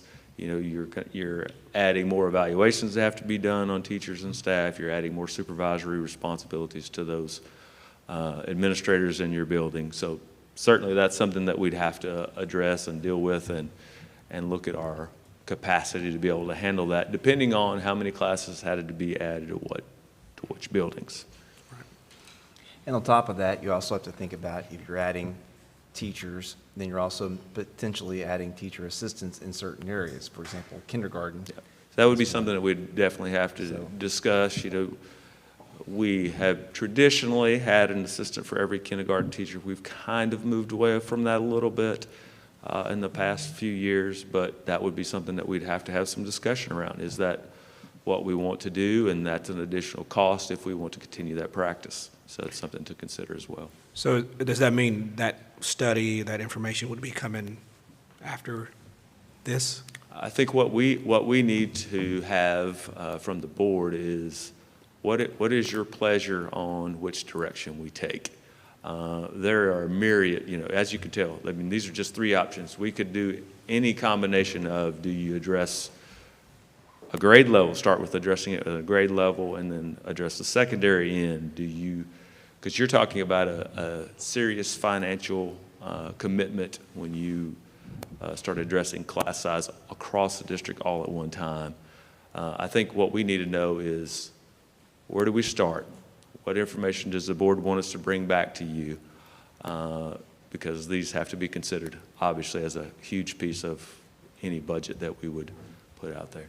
So then, just to follow up, I know there's other questions. Then I would like to see what is that extra cost? And let's say you're projecting out the growth that we're talking about and thinking about what schools those will be placed in, what teachers are needed there, but then also what are those additional costs those additional costs that may be required for that particular school, for each individual school. So I think you'd probably be talking, the decision that would have to be made is really the assistant piece would be really your major additional piece if you want to have those in kindergarten. I don't necessarily think there will be an additional administrative need. In most of our schools, we have the capacity to continue to cover that. It would be a decision of, do you want to add the teachers? Do you share an assistant in kindergarten? Do you not share an assistant in kindergarten? It's really what that would boil down to.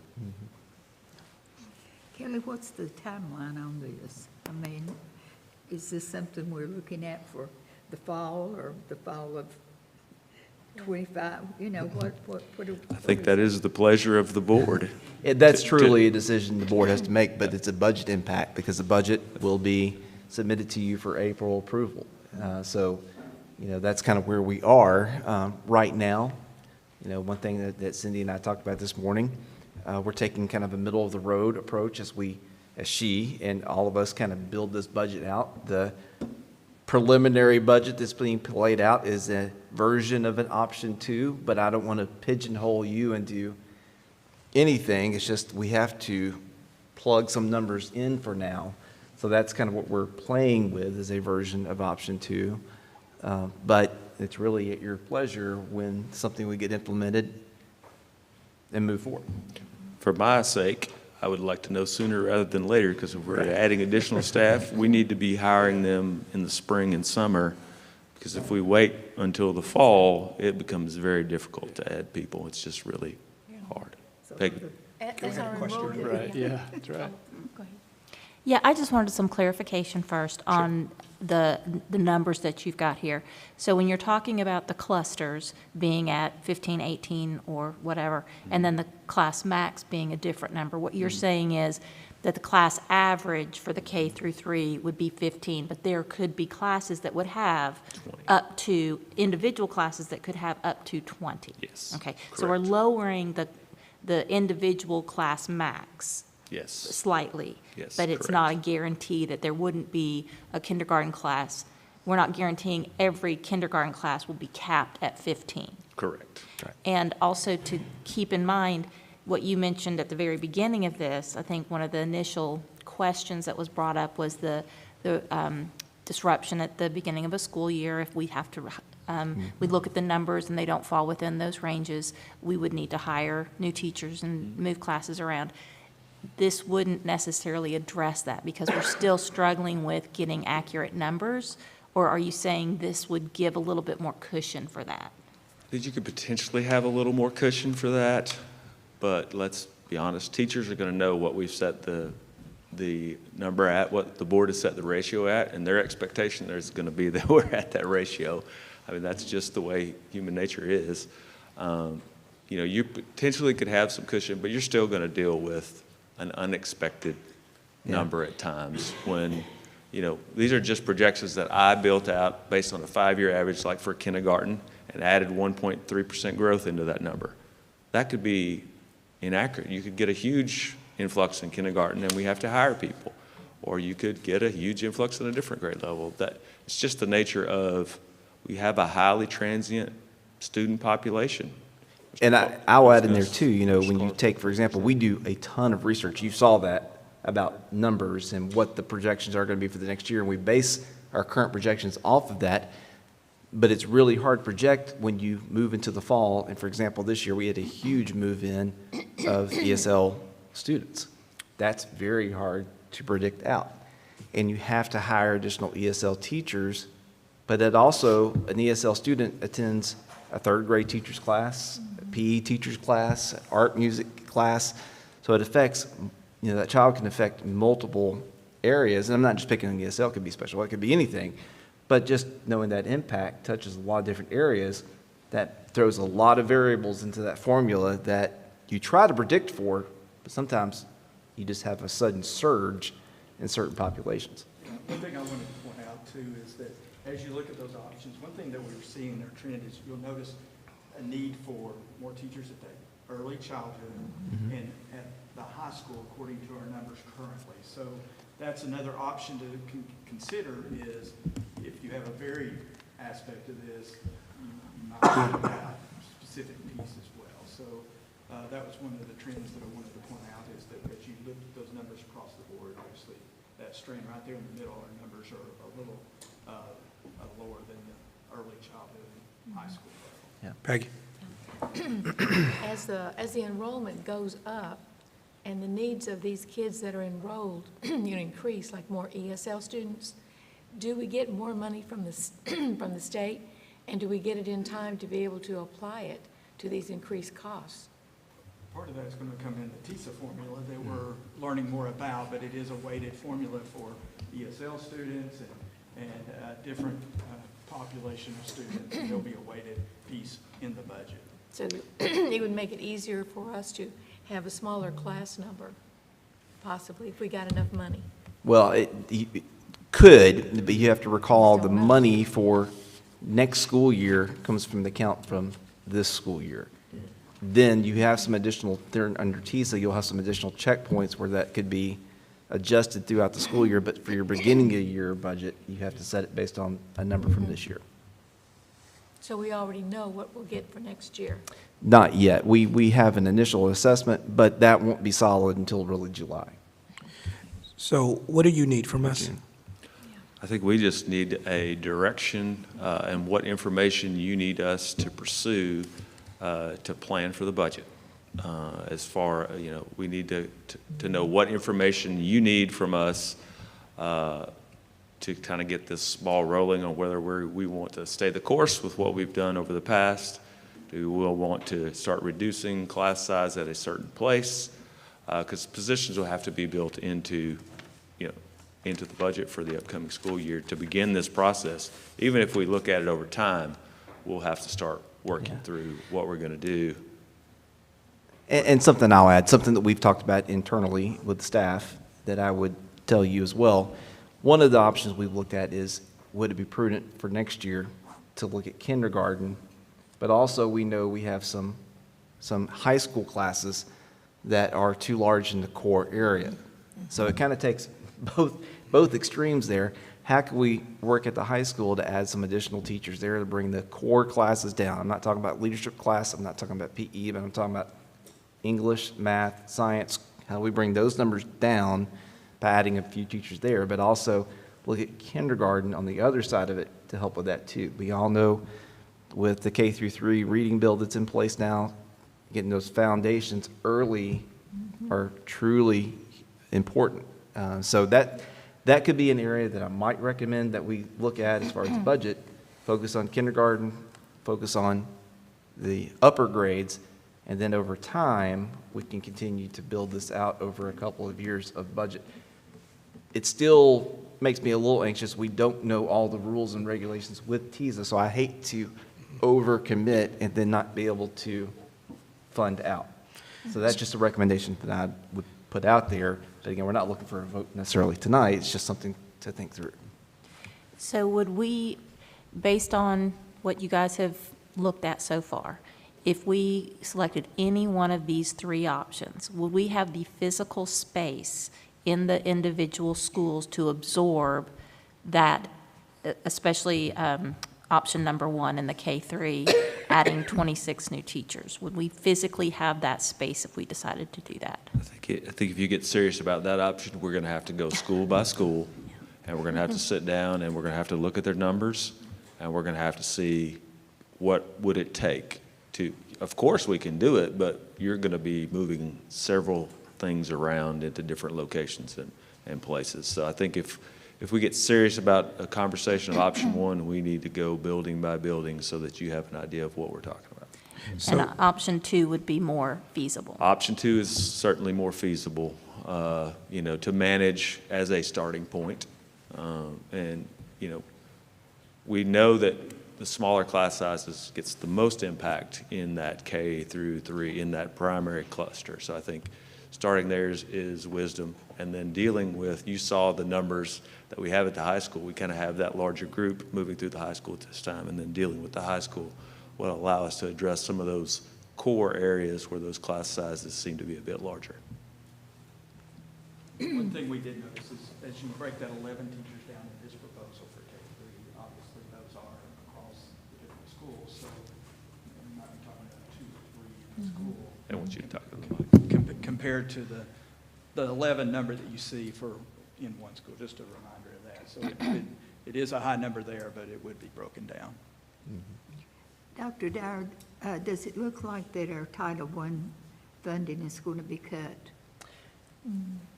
I don't know if Title I will be cut. The budget that I've seen so far from the federal government doesn't look like it puts more money into federal title funding.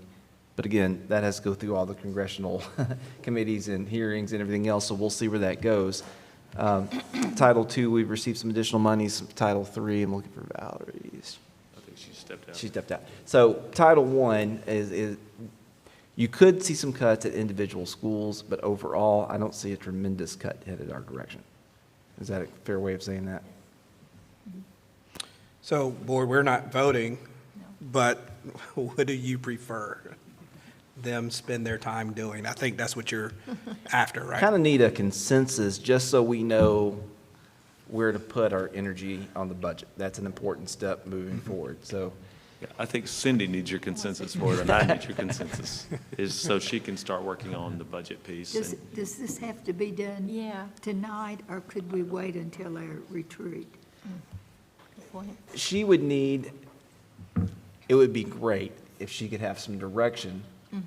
And that way we can create some scenarios, I think would be a good way to do that. We don't have to have a firm answer tonight, but we do need some kind of consensus so we're not scrambling 20 different directions. You know, again, an option that I would throw out there to consider is looking at kindergarten, look at high school, kind of start there, and as we build out over the next coming years, when we know more about TISA, maybe move into some other grade spans, concentrate on that early childhood especially, but we also need to do some work at the high school. Kristen? What I'd like to say is what I would like to have is a recommendation from you all, because you all have studied this thoroughly. You look at it every day. I trust you all to give us the right recommendation, and then let us go from there. Yeah, and I've got one other question too. Playing off, I'm trying to figure out, you know, what's feasible. What of the three options? I know the answer will be, well, we'll do whatever, we'll make work whatever y'all want. But feasibly, is it financially feasible to absorb all three of those options, or is thinking of option 2 and option 1 more financially feasible? Can you talk in the mic, please? Thank you. With some preliminary estimates and some other options that we're looking at, like Kelly's already explained, some additional positions we know we're going to have to build into the budget. Option 1 is kind of out of our reach. Option 2, I can work with.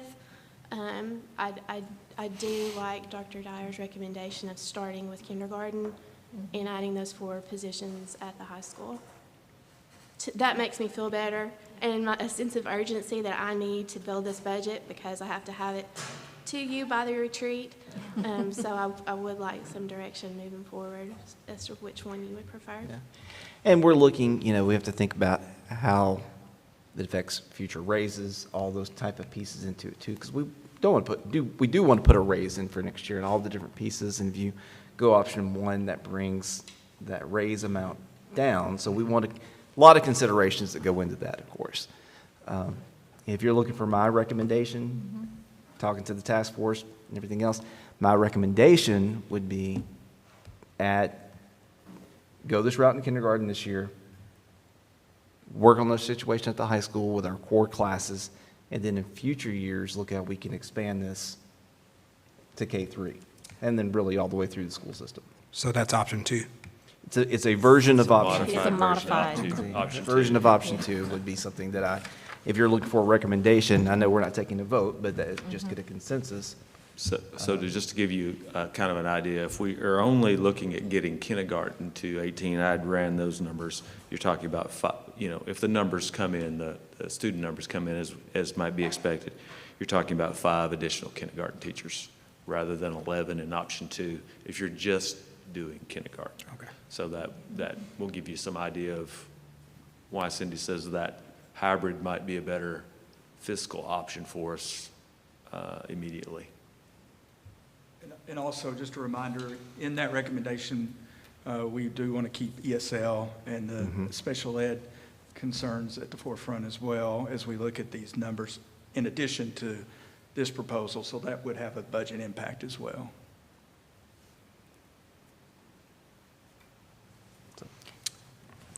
Any more questions? Any more questions?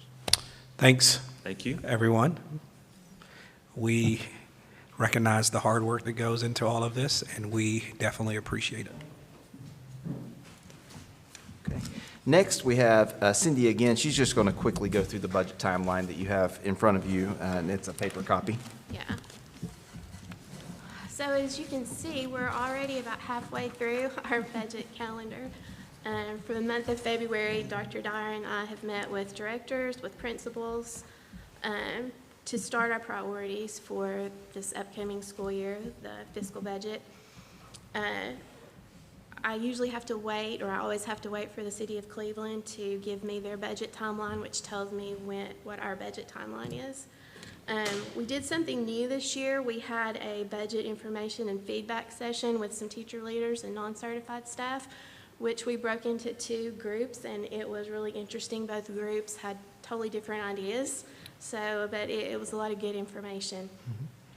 Our next steps are for me to begin preparing the budget for you for the budget retreat. You will approve that budget at your Board of Education meeting on April 3rd, and then I gave myself some time to send it to the City of Cleveland, but normally it's the next day. I send it straight to the city for their approval. Their first public hearing is April 24th, and then their first reading of the budget is May the 28th.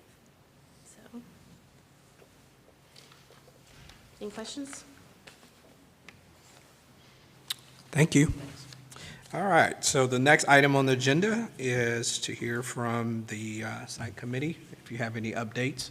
No, we don't, but we will probably be trying to set a site committee meeting possibly in the next couple of weeks. So. Okay, thank you. Next item on the agenda is legislative updates. Well, I have about an hour of what's happening on the Hill. But I'll just give you a short few things that, well, basically they have come out of the legislative notes that you receive. And still the big question is the 3rd grade retention. And tomorrow at 4:30, if you want to tune in, you can hear the discussion from the committee as to where they're going, and they probably won't know any more after the meeting's over than they know now. There has been, I believe we heard at their conference in February, I think there's been about 13 or 14 amendments to this one law.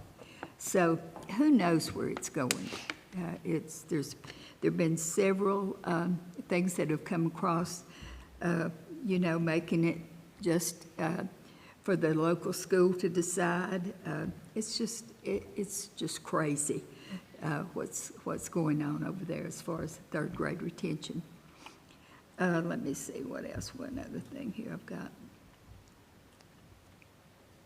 I could, as I said, there was a lot that went on, but I don't know whether any of you have read the board talk for last week, but there are 2 things that are coming up that I think we will want to get in touch with our legislators. One is Governor Lee is proposing a bill requiring schools to keep exterior doors locked at all times or lose state funding. Have you heard anything about that? I have. So that's one that's coming up that, of course, we'll have to look at. And then Speaker Sexton he's issuing a bill about charter schools, expanding them to for homeschool, I don't know how that would work. If you're going to be homeschooled, then how you would have a charter school for homeschoolers, I'm not sure how that would work. And then, of course, to do a boarding school, a charter boarding school for at-risk kids. So that's something that we'll want to be looking at. Of course, right now here in Cleveland, we don't worry right now about charter schools because we don't have any. And but we will come. It will come. It's just a matter of time. So anyway, that's the third grade retention is the big thing right now. So just watch for it. I'm sure there'll be a lot of things in the paper about it after tomorrow. Thank you. Next time I'll get an hour. Okay, all right. Well, we appreciate your update. Thank you. All right, so I want to enter anything else, any questions, anything you guys want to talk about? All right, so I'd like to entertain a motion to close our meeting at 8:02. So moved. Is there a second? All right, all in favor? Surely there are none opposed. Meeting closed, 8:02.